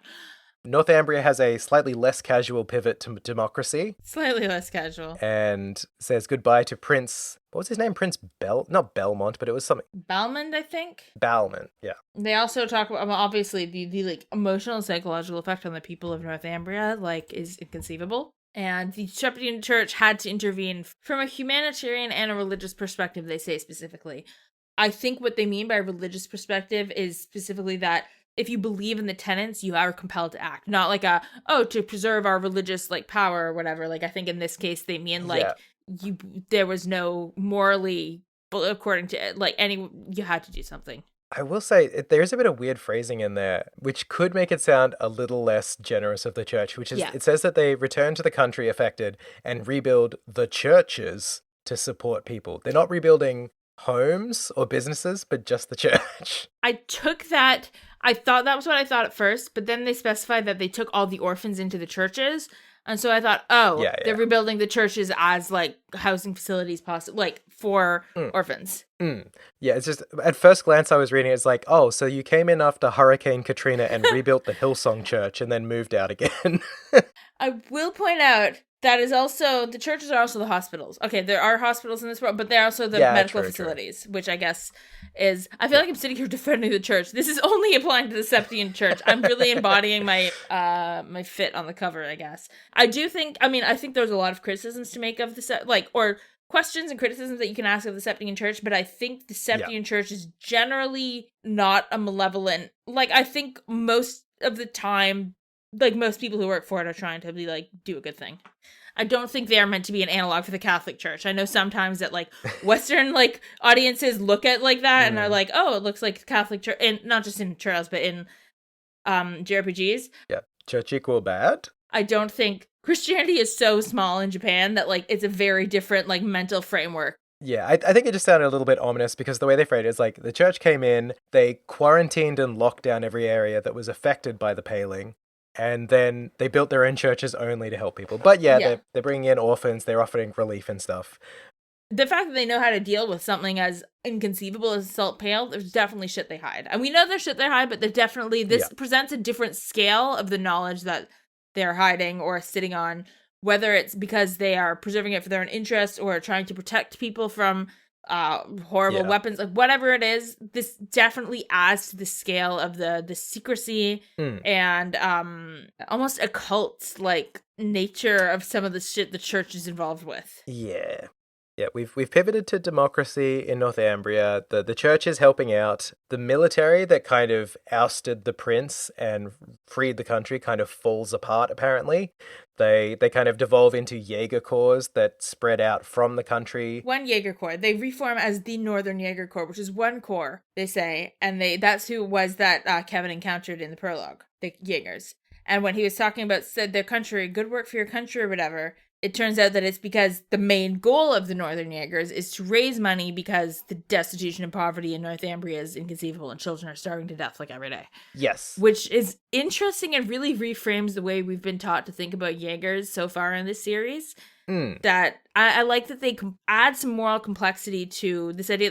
Mercenaries for hire who don't care, who just kill for fun, has been kind of the idea that we've been presented with now. Yeah. And it's like, this is a country that humanitarian interventions are failing to actually give the resources they need. And this is how the people are trying to make money abroad. And they've devolved to fighting proxy wars. Yeah, they've kind of turned around to the other nation and said, hey, we're a military force that is powerful enough to overthrow a government. Yeah. Would you like to hire us? And then they're just trying to funnel money back into the country because, again, like, they've lost a third of their land mass as well as a third of their population. At least, because they're talking about the northern half. Yeah, it's all restricted now. They had to rope the whole thing off, like magically rope it off because and if you go there, you'll turn to salt, presumably. It means they have less space, less resources, less arable land for growing food. Yeah. So the whole country's basically having to rejigger itself to like work in this entirely new version of the country.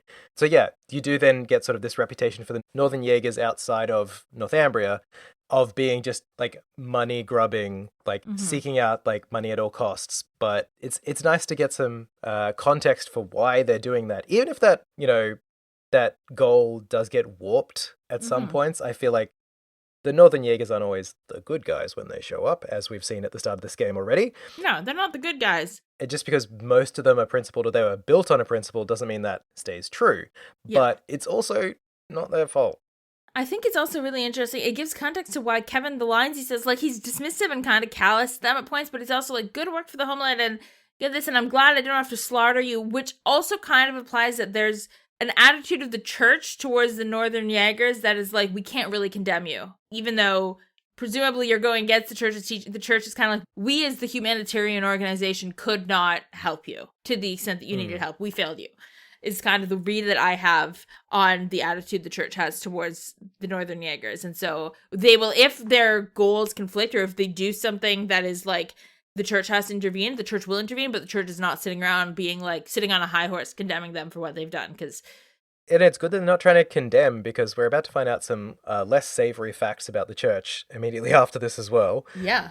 So they go into a little bit of theorizing about what the Pale is and how it got here. The suggestion is that it was like teleported in some way. It just like phased into reality here because it literally was like a boom, here it is. Yeah. Like it's different to an artifact. It's not a Septarian. It's more they call it a manifestation of the goddess's powers of creation. And I guess it is creating salt, but it's mostly destroying. It's horrifying. They put that in quotes and say committee report in parentheses after it. Reese is writing this, which I think implies that Reese does not think very highly of this conclusion that a committee of the church came to, but that this is still like what the largest like consensus in the church is, which also kind of implies I am obviously reading extra into it, but that's what we're here to do. That's half of the fun of analysis, right? I agree with Reese. What I'm reading Reese's implication is that she's not exactly thinking very highly of this conclusion that this is like a miracle of the goddess. Yes. It's like a technical classification that doesn't really apply logically. It's not a manifestation of beauty. It has a worrying implication if you call it a miracle of the goddess, that this is the goddess's judgment. I mean, I have no idea how much of like the Christian Bible stories are known to an average Japanese developer. I can't look at this and not think Pillar of Salt. The whole town is destroyed except a few people. Lot's wife turns back and it's turned into a pillar of salt.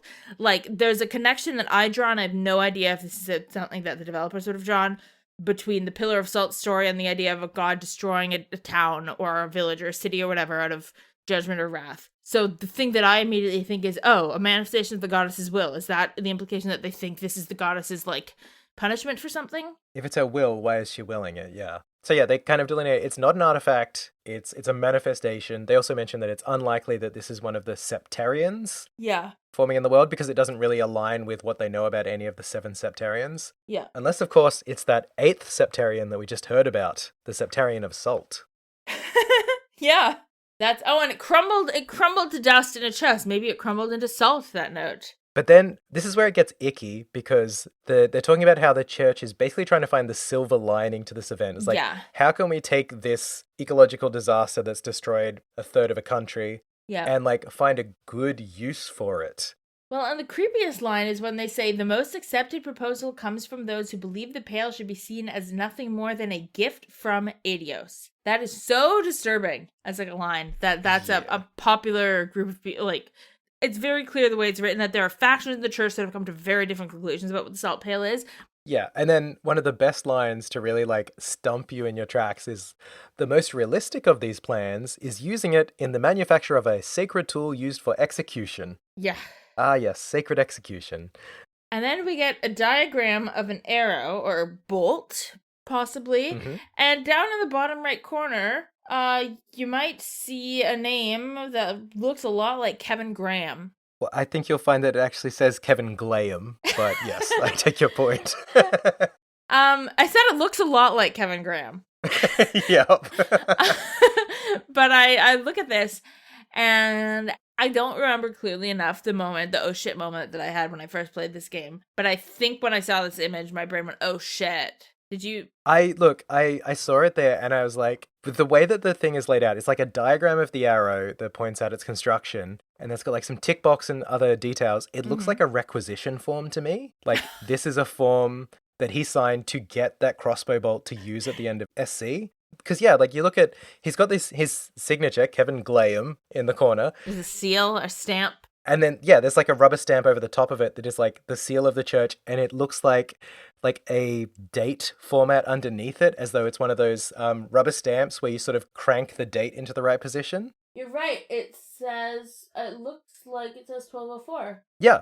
So this is like a document in administration at the church. So that's why I was thinking, oh, this is a copy of his requisition form to like get this from the quartermaster before he went out on his evil pope murdering mission. Also, one thing I noticed interestingly is in the bottom left quarter, I guess, of the image, you've got the seal. The Norse symbols, yeah. Yeah, you've got the seal of the church, like, embossed, I guess, in it, but you have the star, moon, and sun symbols in, like, around the circle of it.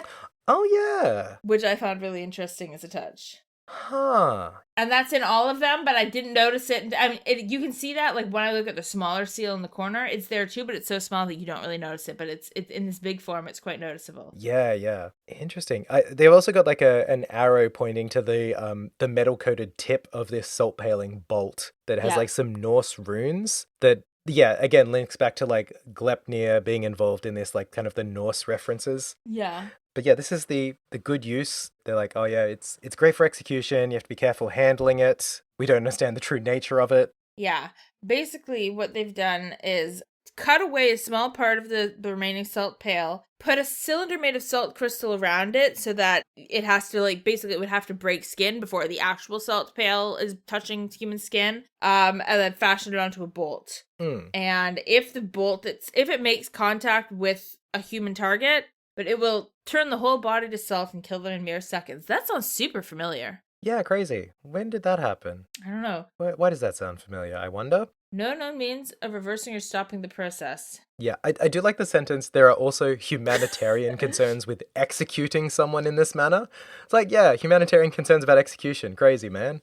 This feels to me like Reese's like white-knuckled grip writing this into an official report because she can't say, like, I think this is barbaric. Yeah. So she's trying to, like, and this is just supposed to be a factual report. There's something about the way it's written that feels like the writer would like to say more about the humanitarian concerns, but couldn't. Yes, they are biting their tongue just a little bit. And it should go without saying that research on it is intended to continue into the future. Right, they do mention that this is the most surefire method they have come up with to execute someone if you need an absolute 100% guarantee that they're dead and dead immediately, and there's no, like, not necessarily a good idea, but that's the idea that, like, it is absolute guaranteed, which I guess, given that people can seemingly get shot a bunch in battle and, like, shrug it off in this world, a gun is not that, so.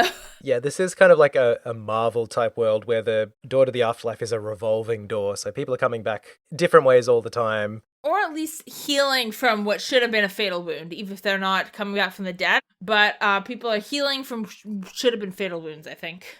And presumably, this is for executing someone you don't have, like, in a prison. Apparently. But then we do get the appendix, which is where we start to get our redacted details. There's the appendix regarding the use of the aforementioned sacred tool. S, and then some blocked out things, but enough that we know S is the Septian calendar, like year of the Septian, so it's a date, we can tell. Trial use of the tool, of the sacred tool, they're calling it, begins, which, given that there's debate clearly in the church over whether the origins are sacred at all, interesting that they're calling it the sacred tool. And another date, permission granted to use in the execution of redacted. And then, in case you haven't put it together yet, they want to specify in the next sentence that it was successfully used in the execution of someone fired from a bowgun. The result, no damage to the surrounding area, and the target has successfully been erased, which is very final. I really hope that you knew that there wasn't going to be damage to the surrounding area, given what damage to the surrounding area looks like in the context of the Salt Pail. So we also get an appendix about the target of this execution. The target, blank, blank, but wouldn't you know it, those are about the right length for Georg Weissman. Oh my god. Was orphaned by the Salt Pail when it first appeared. A brief history of, it's only 3, so I guess him. A brief history of him is as follows. He joined the Septian Church in 1180. In 1185, he joined the Congregation for the Sacraments as an official. In 1190, promoted to bishop. And then 95, declared a heretic and excommunicated from the church. That's such a quick turnaround. Now, what's interesting to point out is the Congregation for the Sacraments is the part of the church that the Gralsritter is part of. Yes. So he got into, like, artifact stuff, got a promotion, and then became a heretic. Yes. The term heretic is interesting because it's something that historically is just used for all sorts of, like, kind of political reasons to do with your religious dogma or whatever. Yeah. To be clear, Weissman, I think most religions would call this man a heretic because he was a horrible man, but I think it's an interesting specific term that we haven't really seen used outside of the context of him. I think maybe Kevin said it to him when he executed him in the last game. I can't remember. Yeah, I think so. Like, called him a heretic, but it's a specific term, and given that this is a world that is, like, it is not a strictly, like, you have to go to church every week or else you're going to hell world, like, is an interesting, we haven't really been hearing the word heretic getting tossed around, so it feels deliberate. Maybe that word's gonna come up again. Who can say? That pretty much wraps up Star Door 2 at that point. It is so fucking cool. We've had a history of the Salt Pail and the bolt. One of the coolest, weirdest things, the whole Salt Pail is so horrifying and so fascinating. Yeah. And it's one of those moments where the cosmology of trails, you're like, oh, this is way bigger than I realized of whatever the fuck is going on. Like, we had gifts from the goddess and, like, treasures of the goddess and whatever. And then this game where, like, there are separate planes with devils. There are, like, alien weapons of mass destruction that might come from the goddess, but nobody has any reason to believe that, like, beyond, like, well, she's the powerful one. It just knows it comes from otherworldly something and can destroy a country in a day, pretty much.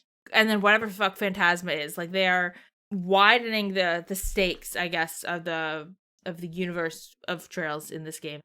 And I have to say, I love that we have this very serious star door, and then the reward we get at the end is the petrify quartz. Yeah. Guys. It's so pointed. They do this a lot. It's great.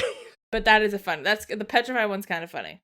I read that and it ends on that note, and then I scroll to the next screen and it's like, you got a petrify quartz. And I just burst out laughing. It was great. Okay, Star Door 2, rating out of 5. I feel like I don't want to give a 5 out of 5 right away, but also I love that. It's so short. It's so every line of it is interesting. It's interesting the whole way through. So much exciting stuff's happening. It gives you the backstory for Weissman without ever telling you. It's giving you, like, directly that it's giving you the backstory for Weissman. It is, like, widening the entire, like, geopolitical background of this continent. It is also upping the lore and mythology and, like, horror. Like, it's, I think it's a 5 out of 5. At least 4.5. Yeah, I'm going to say 4.5, just because I'm going to give it room to, like, really wow me with a later one. Yeah. But yeah, this was great. It was like action-packed, fast. Really like that. Yeah. Gives me details that I haven't seen anywhere else. Also, just, adding like nuance and complication to the church. Because I'm an RPG player. Church normally bad. This church pretty good. It's nice to know that there's shades of grey. And it's nice to know that there's factions within the church that are opposed to each other. I think that's in some ways more interesting than church all good or church all bad. Because it's more human, which feels very Trailsian, that like a church is a massive organization filled with a lot of people with a lot of different perspectives, and people tend to group into factions, and some of them may be very bad, and some of them may be very good. We don't know yet, but they are certainly not all on the same page about everything. Yeah, that is the end of Star Door 2. And now we can go to the Grand Arena. Now we can go to the arena. You're finished! Now, as I entered the arena, I still had Gisette with me from doing the Sun Door, so I actually got some unique dialogue for her here. Oh, interesting. I did not. I don't know who you brought. I had Tita and Julia. Oh, okay. Yeah, as you're entering, Tita sort of says, oh, yeah, like, this is the arena. They held the tournament here. Joshua and Estelle won. Agate was really upset because he wanted to compete as well. And then they turn to Gisette and say, hey, you and the Capuas were in that tournament as well. What was the experience like for you? And she says, well, it was pretty bad. We were brought there as criminals, so we didn't really have much choice. It was just kind of happening to me. And they go, okay, and move on with the rest of the cutscene. I just love that they called out. It's like, oh yeah, Gisette does have like a unique experience of this. I love that. She also like arcs up at Kevin at the time. When he asks her, like, what was your experience like? He says, hey, Josie, what was your experience like in the tournament? And she, like, gives her a response, and it's like, wait, Josie? What the fuck? Why am I the only one who gets a weird nickname? Don't call me that. And he's like, oh, how about just Joe? Is Joe okay? And he's like, no, call me Josette, like everyone else does. And Kevin's just like, all right, fine. That's great. After that, yeah, it just sort of releases you into the arena. Yeah, Reese mentions that it feels like something's lying in wait for us here, but I didn't get much more dialogue. I mean, I got a little dialogue that, the tournament was here, but it's a lot shorter. Yeah, it was just nice. It's just like a little bit of flavor text, which was nice. We also find another door. Yeah. Sun Door number 3, which is for the punching person who's immovable. And I wonder who that could be. The fist of steel which nothing in this world can move. I'm trying to like now predict what the minigame is going to be based on who they say it's going to be about. So for Jin, I'm just immediately thinking, is it like a Punch Out but Trails? I was going to say Punch Out. I don't remember at all actually, so I'm just guessing. Some of them, like you can probably guess what the girl who loves fishing's minigame is going to involve. Well, yeah. But yeah, we make it to the arena. Yeah, we actually get to go into the other locker room, which is very exciting, because the Sun Door is in the locker room we've always been in cutscenes previously. We've never gotten to go into the other locker room, but we do here. It's just a mirrored version of the other one. It was just exciting. Every time they add like a new bit of map, I'm excited. Yeah, I think that's very fair. But yeah, we get out into the arena like field, and Kevin's like, well, I bet this is the part where we have to fight a bunch of enemies. And just like that, enemies start showing up. He's like, God damn it. And Reese is like, you fucking jinxed us. Look what you've done. Genre savvy. And so you have to fight a few rounds of enemies before a really big one shows up. And it's the like metal centaur that we fought under Genesis Academy. I think it's the same model. I could be mistaken. It might just be very similar, but it's the same vibe. Yeah, I think it's like a color swap or something. Because it's like a silver metal centaur with 2 rotating swords, which look very inappropriate. Yeah. But Honestly, the fight was not hard. No. I took him down. Like, the quartz guard I've been using was like, you need to be really careful about elemental affinities here. I didn't. Like, he hit kind of hard, but I also just, like, smashed him with the same spell 6 times in a row and he died. Yeah, he had an elemental weakness, but, like, that's not careful. Let's just look at his weakness. Yeah, I think it was... Space, I think? Base? It was not a hard fight at level, like, 103, I was for most people at this point. Yeah. But once he's defeated, he leaves us another sealing stone. Yay! That's a big guess at this point, because locationally, a lot of important people have been through this location. Mm-hmm. So, obviously, it's going to be Duke Doonan. Yeah. Though it could be any of the bracers who hang out in Grancel a lot. We could have gotten Annalise, could have gotten my wife Karna. Could have gotten Karna. Could have gotten Kurt, your favorite name. Could have gotten Grant. I'm sorry, Grant, I totally blanked on your name. Yeah, everyone's favorite, that guy, Grant. We hike back to home base with our new sealing stone to unsealify it. As we unseal it, the castle's barrier vanishes.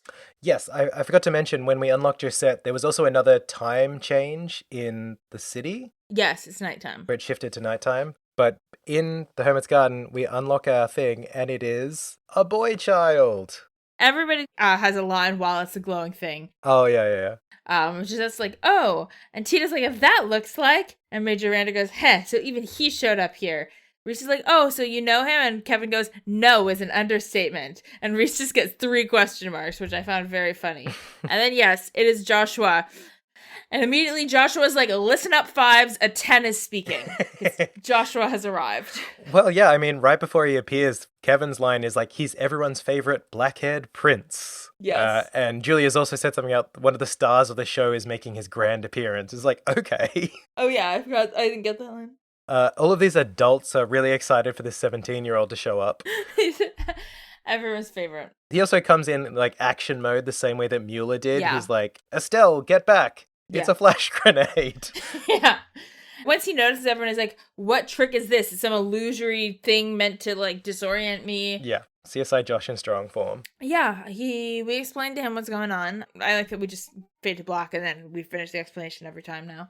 Yeah. Joshua is like, well, the fact that Reese is being here makes it less likely that it's an illusion. And Josette gets so offended by this. Josette's like, but shouldn't me being here be proof it's real because you know me so well and we're so close? And Josh is like, He's like, oh yeah, you've got a new hat. Yeah, and then he's like, yeah, you have a new hat, interesting. And then he explains that what he means is that, like, he's assuming if an illusion or a vision would be drawn from his memories, so the fact that there's someone who isn't in his memories here makes it less likely, they're not impossible. And it's just like, the fact that we're so close means that you couldn't know it was an illusion if it wasn't an illusion or whatever. And Josh was like, if that's how you want to take that, sure. Like, obviously, Josette and Joshua spent a lot of time together last game, but this is very, like, in the scenes we saw of him hanging out in the Bobcat, she was not coming on nearly this strong. Yes, she's kind of been fermenting in her own horny juices for a while and is coming back at like 200% strength. Which is a little awkward because Joshua also has like a 6-month girlfriend who he's been in love with for like 10 years that everyone knows about. Joshua and Estelle like very much established as a couple to everyone who's ever met them now. Oh yeah. So it's a little extra like awkward. It's clear, yes. They quiz him on where were you when it happened, when you got lit, and he was in Crossbell with Estelle. Josette's like, oh, we were on our way flying to Crossbell. And it's interesting, we wonder if we'll find out later in the game what they're doing in Crossbell. I wonder. Every road leads to Crossbell. Also, just as an aside, I hate Josh's new fit. Yes. I think it looks terrible.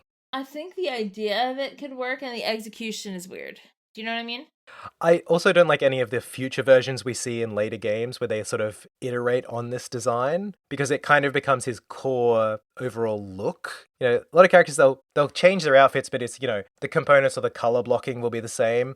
I don't like his little white crop jacket. I think it looks stupid. I miss his big scarf. Yeah, I think from the portrait where you only see like him from like shoulders up, it looks like he's wearing like a white leather jacket, which is fine. With a turtleneck underneath, yeah. I mean, I do that too, a lot, but that's stylish these days for a lawyer, alas.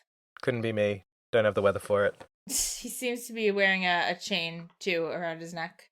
But then he's also got, like, an arm guard going on. Yeah, it's like he's dressed as the Rock plus a white jacket. It's a downgrade for me. Yeah. It is a downgrade from his big-ass scarf. It's true. The big-ass scarf and the muscle tank with no muscles was a fantastic look.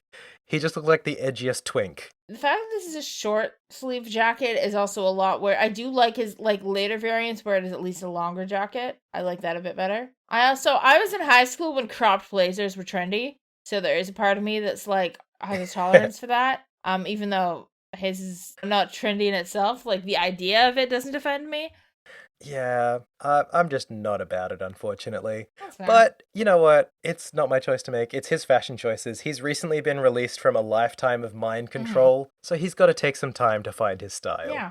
And I won't hold it against him too much. But we do turn around to quiz Kevin at this point to figure out what's causing all this. Like, because we know that there's people who have been showing up here have been spread out over a huge geographical distance. We've had people in Liberl, outside Liberl, an hour past the border, Crossbell. So Joshua, I think, leads it. He says, Kevin, like, what is powerful enough to do this? Is this like Septarian stuff or is this artifact stuff? Like, what do you think? And he's just kind of like, well, this is kind of more powerful than anything. Like, nothing in our kind of frame of reference should have the power to reach this far to do its thing. The Oriole is the only thing that had a comparable, like, reach. And it didn't affect Crossbell, but I guess we don't know that it couldn't have over time. But he's like, this is more powerful than any artifact. Yeah. And even that didn't go as far as Crossbell, so. Who knows? We've got an unlocked door going into Grancel Castle now, so maybe we'll find some answers in there. We take our new Joshua along with us and head back into the fray. I did, and then I realized I needed to have Julia to go in, and so I traded Joshua for Julia because I didn't want to lose Tita because I want that AoE right now. I think I traded out Tita for Joshua at this point. Yeah, and I thought about doing that, and I didn't want Julia in my party. I wanted Joshua and Tita. Well, it sounds like we'll have plenty of time to mix and match. Yes. Yeah, great to have Joshua with his full set of S-crafts as well. Oh, and just to call back, that was another good reason to do the sun door for Josette. It unlocks her S-craft, the Bobcat attack. Yes, that's right. So they draw you in that way. Yeah, they do. But we enter into the castle with whichever party we've chosen, Tita or Titalus. And the first thing we encounter is some ghosts. Yep. Angry ladies, banshees. I did capture their description because I was like, this feels a little gendered. The banshee enemies, they are described as a resentful, evil female spirit. Curses all she sees and seals their abilities. I mean, that's folklorically accurate, but misogynistic anyway. Like, the resentful really kind of, like, sours it for me. If you'd said, like, an evil female spirit, even that's not as bad. Yeah, like, I think in folklore, banshees are, like, a wronged woman who's turned into this, but, like, you don't have to specify that, guys. You don't need folklore is misogynistic, too, oftentimes. Anyway, the banshees are screaming with female rage, and we'd like to support them, but unfortunately we cannot at this time because they're getting between me and my plot progression. We send them to the Great Beyond to get out of our way and can explore the castle. Again, no people. There's some chests scattered around. I have one I want to read. Yes, please. This is a nice chest. This is also a haiku. Chest, chest, chest, chest, chest. Poetry. Brilliant. You're very welcome. I take my bow. Mine was a riddle rather than a poem. How many chests could a chest checker check if a chest checker could check chests? Ah, a nice tongue twister. Wow, I got that first try. Hell yeah. You did. I was impressed. How many chests could a chest checker check if a chest checker could chest? No, you won. Haha. So yeah, you can explore around the castle. There's nothing going on. I did laugh that in the bar on the second floor, there is a ghost who spawns specifically behind the bar. Yeah. So that he's like the bartender ghost. The barkeep, yeah. There's nobody in the castle. The roof, however, well. Yes, we head up to the rooftop, find another door. This one is... Bring to me the boy with eyes... Star door, I think, 3? Bring to me the boy with eyes of amber and the princess with an indomitable will. Riddles. Sure. Riddles with air quotes. So hard. Yeah. So we've got a Chloe and Joshua door to look forward to. And then as we wander, we hear a scream. An eek. And I was like, oh God. Oh no. Oh, simply, it cannot be. They were so excited to hear a human voice. And I was like, you don't want to hear that human voice. Because we pan over to find the boss of the year, 2025. You did this. I did it too, but I also knew he was going to be around. You manifested. I had no forethought and I still did this, yeah. It's Gilbert. He's trapped by some of the exploding fire guys who have been in the castle, because of course we've got these self-destructing enemies. He's like begging them to leave him alone. He's like, what did I do to deserve this? I'm like, do you want the list alphabetized or chronological? Oh God. He's like, oh, please don't kill me, please don't kill me. So we save him, because they're just like, ugh, of course. We get some great lines before saving him, where Julia, first of all, is like, what is this curious spectacle? Which I just love. Like, I can just hear the, like, disdain in that. And Kevin is so mad. He goes, this sucks. I hate him and this sucks. And it sucks even more because I've got a whole lot of questions I want to ask him. The only way I'm getting them is to bail him out. Like, Kevin is so mad that he has to save Gilbert to ask him the questions. Because, again, they're thinking that this is the real Grancel. And they know that Gilbert was in Grancel the last time they were there. And so, clearly, they're like, he might know what's happened to Grancel. Yeah, when they fought him. And they're like, fuck, we have to save him if we're going to ask him a question. And then we go up to save him, and Gilbert's like, what are you guys, what are you wonderful, angelic model human beings doing here? I was expecting Gilbert to be, like, on the screen as, like, you know how sometimes, like an NPC that you have to protect? Like an NPC, yeah. But no, he's not there. They don't give him a chance to bluff this time. No. So we take out the enemies. Riessie, I love, just pulls out her sword, holds it an inch of his forehead, and is like, tell me what I want to know. Just immediate violence. He also goes, think you can make me out to be some kind of useless fop, do you? And I'm like, you said it, not me. But yeah, that's exactly what I would call useless fop is a better description than anything I've said on this show, for sure. Yeah. Yeah, they quiz him, and he says pretty much he woke up in the port, essentially where we left him, and there was no one around. He found some fiends, and in running away from them, he ended up in the castle. So yeah. He knows nothing, and he is completely useless to us.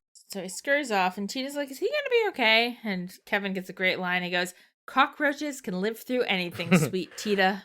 I love that they save him, and I assumed that he was just going to be like a nuisance hanging out back at the Hermit's Garden, because they're like, we've got to save him because he's trapped here just like us. But then I was like, all right, fuck off. Off you go, bud. We don't need to worry about you anymore. And he does try, and he's like, well, I'm going to figure out the secret of this place, and I'm not going to tell you guys. And runs off. So we let him run off because we've got better things to do with our time. We go into the next area. Head into the royal residence. Get some other good chests. One I want to shout out is, hey, Father, I have some new Stregas inside. Would you kindly come in to try them on? Kevin is also obsessed with Stregas, and I do love that the chests are now trying to lure him to his death. Yeah, just mimics with the time to wait, I guess. But once we head out through Queen Alicia's room to her balcony, we find someone new, a faceless ghost woman. Who speaks in blue text similar to the female voice we keep hearing from the cube or around the cube. I think we've said it's not the cube itself because it talks about the cube like another object. They don't say, oh, this is the same female voice. It does make sense. This might be Cubina. Cubina. Who has been speaking through cube to us.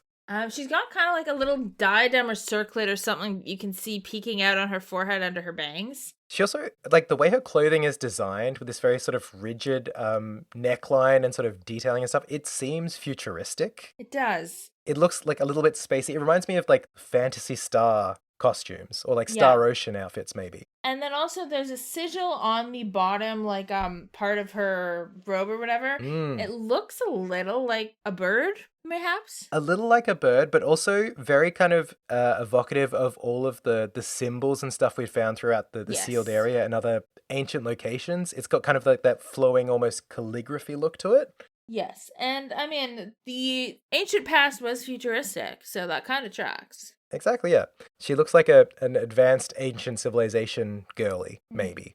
Yeah. She doesn't really get many words out, despite the fact that we can see her now. She's like, thanks, I'm going to bestow something to you. We're going to entrust something to you. And then she says, please, my ... And I was like, what exactly do you want me to please, miss? It's almost like there's static or interference. Like, she can't get every word through to us. Like, she's saying, like, the implication, I think, is she's saying more words and we're not able to hear all of them. I should have mentioned this before because I did go down to the basement of the castle and see the entrance to the sealed area, which is locked. And now we get a key that lets us in. How about that? Hooray! Sealed area, Matt's favorite place. Yes, finally, in that basement area that's like the pantry for the kitchen with all those weird divot areas, they actually have enemies spawning. Yeah. So you can run around. It felt like an area that needed enemies the entire time, and now it has them. Fantastic. But we step through the door into the treasury, and this is where they start to kind of suspect that something's up, finally. They're like, hang on. Julia says, like, the last time I was here, this was all cleaned up and organized. Like, because we've been up and down trying to, like, figure shit out in the sealed area. But now it's all, like, messy and crappy like it was when we first discovered it. It looks like first chapter. Now, I don't remember, but when we had the scenes at the very start of the game where Kevin visited the sealed area with Julia, did they show this room? They didn't show it, but Kevin and Julia both say we were here together at the beginning of the game and it didn't look like this. Okay, because I was wondering in retrospect whether they had like briefly shown that in kind of the cutscene to then kind of, if you were eagle-eyed, spot it. And Julia, I think, says something along the lines of like, once we were done investigating it, this was completely sealed up and it was sealed, like we sealed the door so we were done going in and it was organized when we sealed it and it should have stayed that way. Yeah. For me, Tita's the one who's like, this is what it looked like when we all came here for the coup d'etat. Which the way she says it is like we came to celebrate the coup d'etat. But yeah. The elevator's still working though. So again, Kevin's like, well, let's go check it out. Let's go find out. Because Kevin loves to fuck around and find out. He really does. It's his favorite thing. We get down. This is the sealed area. Like, Reese is the only person who's never seen it before. So she's like, what is this? And she's like, yeah, we were here. This was like our previous adventure. Don't worry about it. Tita, for me, is the one who's like, getting through here is going to be pretty tough. I do like, Tita's basically like, this is the worst dungeon we've done, you guys. I don't want to do it again. Yeah, Joshua took that place for me where he's like, we're going to need to prepare before we go through this. Believe me. But they do have a counterpoint where they're like, we know we should like go in a little bit and check it out so we know what we're preparing for. So let's just like stick our heads in the door, see what the situation is like, then we'll head back to the Hermit's Garden, regroup, and figure it out. You've got that first area, like we did at the beginning of the sealed area, back in FC. No enemies. No enemies. It's that big L turn with that little side diversion area that every time I go explore it, just hoping there'll be a chest or something, but there never is. So sad. And then you go through the first door into the greater map, but instead, it's an elevator room. We get a streamlined sealed area. Thank God. This is the sealed area we deserved. And Kevin's like, this isn't right. I love that Julia's like, oh, no, this is wrong. This should have been the first three-way branching hallway. Yeah. She has a mini-map in her head. We never got a mini-map, but she's got a mini-map. So they're like, this is wrong. This isn't the room that's meant to be here. Has this place reconfigured itself? I mean, it's an ancient ruin. Who knows? And Kevin figures something out now. He's like, I think I know what's going on, but I'm not gonna. For me, Joshua preempts him a little bit. Like, they're looking at it as like, what is it? It's like, and I think Kevin says something like, huh, or just like a ... or something. And Joshua says, yes, I believe you're on the right track, Kevin. I love that. Before he said a fucking word. I love that. That's so CSI Joshua. Yeah. I love him. I love my boy. He's not only read and understood the situation, he's read and understood someone else reading and understanding the situation, preempted them and said, yes, you are correct. And is able to be like, yes, from my point of knowing more than you, I can say that you're on the right track. But you're not there all the way. I'm also patronizing you a little bit. I love him so much. Oh my God, I love him. Every time. He's so predictable. We take the elevator down, and Kevin, I think, is like, they're like, what have you figured out? In my game, at least. Well, let's just get a little further to confirm what I think. We go down the elevator, and the elevator leads us right to, like, the very bottom floor. The very final floor, the very final rooms, because we're right at the room where those 4 towers that evoked the tetracyclic towers were that descended into the ground. Mm-hmm. They do show up in pre-descended into the ground form. So even if that first room was like it was when we first explored the sealed area is not, like, reset to the way it was in the beginning. Yeah. As well as being, like, a mismatch of where places go, this is, like, post us being there, basically. Reese is like, is the space distorted? And Kevin's like, I don't think that's quite it, but I'm pretty sure we're about to run into someone who'll give us some more information. And then Kevin and Reese go, sniff, sniff, sniff. Ooh, there's that devil Stank. Exactly. Julia's like, is this the same devil stank from before? And the hoarse voice says, so you noticed the smell, did you? The dogs of the church have good noses, if nothing else. And we turn around and see the weird, creepy masked person that we saw on the airship. Yes. We also get an illustration of him that I don't believe we got during that first introduction back in the prologue. No, we didn't. I did notice that they are specifically referring to the masked person as they throughout this scene. They're not gendering them.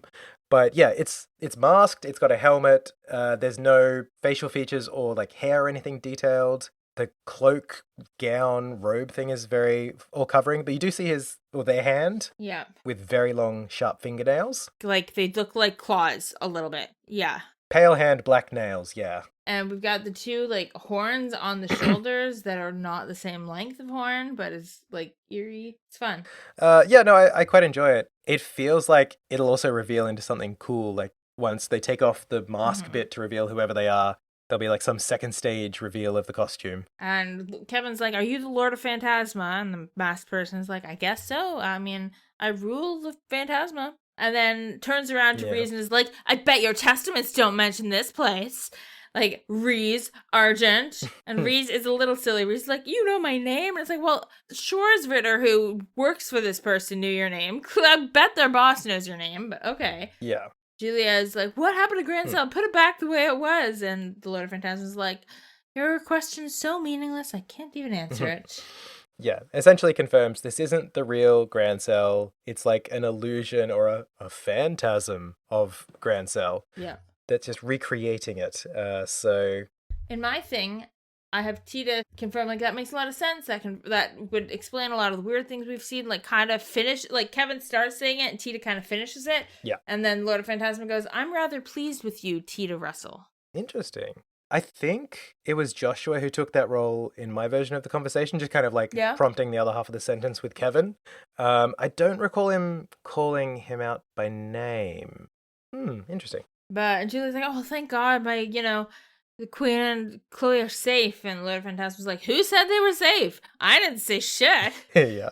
Julie is immediately like, no! Julie is very easy to bait. She is, yeah. The Lord of Phantasma pulls out a sealing stone, and very clearly the implication is Chloe. Phantasma's like, if you pass the next trial, you get a sealing stone. Answer my riddles 3, blah, blah, blah. So, after Lord presents us with royals, we fight a big, red, angry baby that I hate. I hated that big, angry baby. Yeah, not my favorite. No.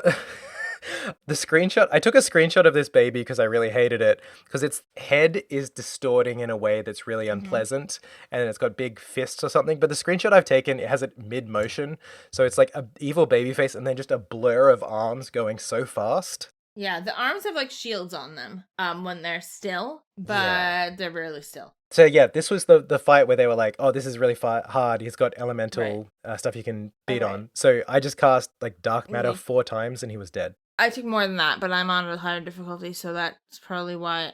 Reese points out this is another one of the 77 devils matched to the Testaments. One of the 2 gatekeepers of Gehenna, leader of a vast army of minions. And it's Rostrum the something. But yeah, it wasn't that hard of a battle. It was, it did a lot. It hit hard, but it was slow enough that I could heal and do more damage. Like, it wasn't terrible. The minions it kept summoning were a little annoying, but only because it was like, another round. Yeah. Cleared out the red baby. Lord is very happy with it. I will say, for me, on normal difficulty, it was definitely a degree harder than any of the bosses before. It was still, like, manageable, but it was definitely harder than the bosses before. It was a little bit challenging, yeah. Obviously, I'm taking easy mode in this game, but it still was, like, a little bit of a spike I actually had to try. Yeah. That was it. Okay. But yeah, after we finished the fight, a lot of Phantasma says, here is your big rock, and just kind of teleports it over to Julia. And she seems very happy because we're all assuming this is Chloe. But Kevin's not happy. Kevin loses the plot a little bit at this moment. He's like, all right, so what is the point of all this shit? Why are we here? Why are you doing this? What's going on? Explain to me. People love to say cryptic, disturbing things to Kevin in this game. We've had Shoresritter said it before. Now we get Lord of Phantasma going, haha, poor Kevin Graham, poor pitiful Kevin. Please try not to let me down any more than you already have. I am a phantasm, a shadow. Much as a shadow only exists when there is something to cast it, I too only exist because of something within your number. This means something to Kevin. We don't know what, but he doesn't, he's like, disturbs and upsets him. And then he like switches gears, like he puts a persona on and is like, well, if you think being cryptic is gonna help you, like fuck off. Yeah. You're just saying cryptic meaningless stuff. Clearly it meant something to Kevin. Yeah, he's like, enough with the cryptic shit. This is annoying, and just shoots him 4 times in the chest with his crossbow. Yeah. Well, fuck this. Chonk, chonk, chonk, chonk.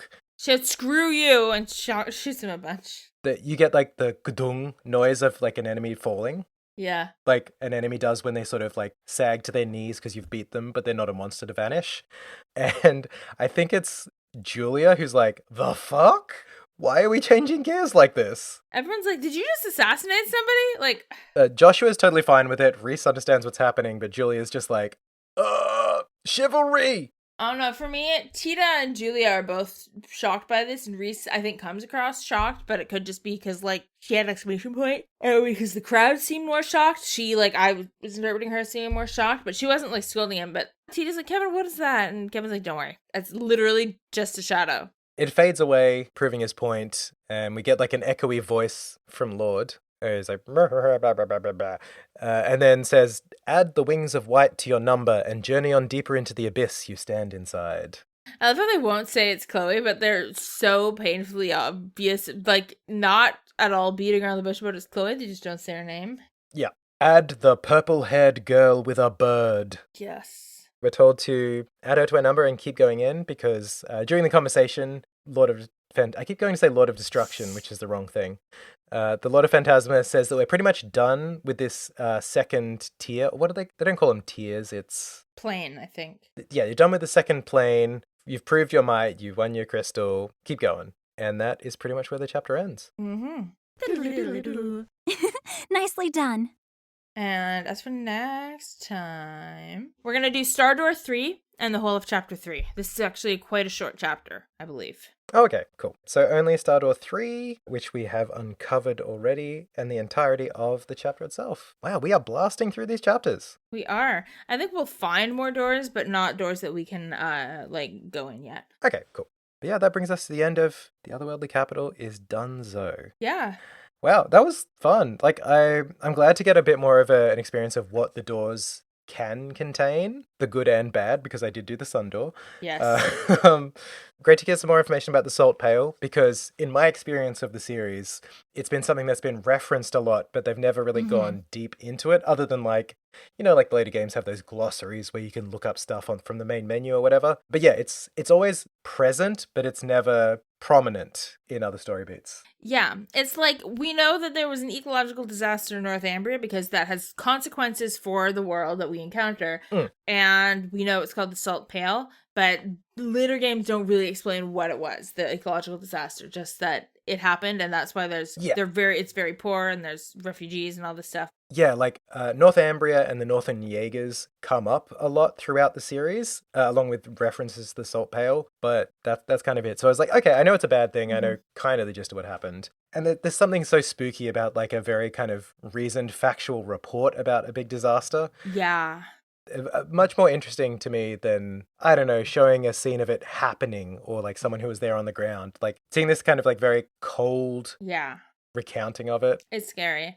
It's so disturbing because it's so recognizable for people to come across this horrific ecological disaster and be like, how can we harvest and weaponize this? Yeah. Like, and it's like, yes, people do that with every disaster and tragedy in the world, ecological or otherwise. It's horrible and it's horrifying and it's very recognizable. Yeah. It's also interesting to me because, like, a game I did dip into a little bit in the last 2 weeks was Radiant Historia Perfect Chronology again on the 3DS, where it's like one of the major elements of the world is desertification. There's a pillar of salt in the desert that's slowly spreading sand to, like, everything in the world. So it's very much mirroring this kind of thing. And a couple of times I had to remind myself, like, when they said the effect stopped spreading, I was like, but it's going to end the world. Oh, no, that's going to end the world in Radiant Historia. Over here, it's just going to decimate a country. And it's interesting because we know in the east end of Zemuria, they're dealing with a different kind of desertification in that the land is becoming not fertile anymore and there's water drying up and that kind of stuff is happening. Almost two like extremities of the continent, different kinds of, but a kind of desertification, a kind of ecological disaster has occurred. One was short in period, extreme and immediate impact. Another is a much longer running crisis. Like we know Tita's, I think, parents are out in more remote places and stuff like that. We know a bit about this. I don't remember how much has been discussed at this point, but it has come up, I think, at this point in the series, that there are struggles out east. Yeah, I think they've sort of vaguely mentioned it. Yeah, so it is just an interesting kind of duality. But yeah. Yeah, chapter 2 done and dusted. Hoorah. Well, thanks so much for joining us on Trails Through Trails. If you want to find us on the Orbital Net, we are on socials at TrailsPod, so that's on Blue Sky, on Instagram, on Twitter. You can also go to theworstgarbage.online to find everything about the network. Do we have Community Chest today? We do, yes. So, as you may know, if you've been with us for previous seasons, we love to celebrate our fellow shows on the Worst Garbage Network by calling one of them out each week. We have a chest here, which is full of their names because we love chest messages. Mm-hmm. So this week's selection from the TWG Community Chest is...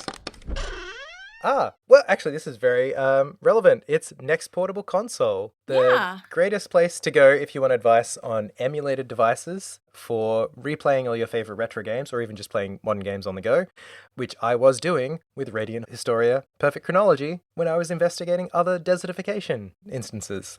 So Next Portable Console, that is Brendan Bigley, also from Into the Aether and Wavelengths, Federico and John, three of them discussing all the latest in handheld news.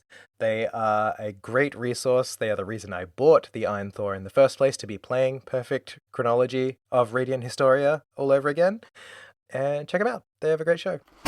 And as for us, we will be back in 2 weeks with the next full chapter of the game, Chapter 3. You can also email us at trails2trails@gmail.com with any questions, queries, comments, concerns. If you don't want us to answer the question on the show, let us know and we won't. But otherwise, if it's a question that general interest, we might answer it on the show. So yeah, please shoot us a message. And until then, I've been Lex. And I've been Matt. And what is it? It's over!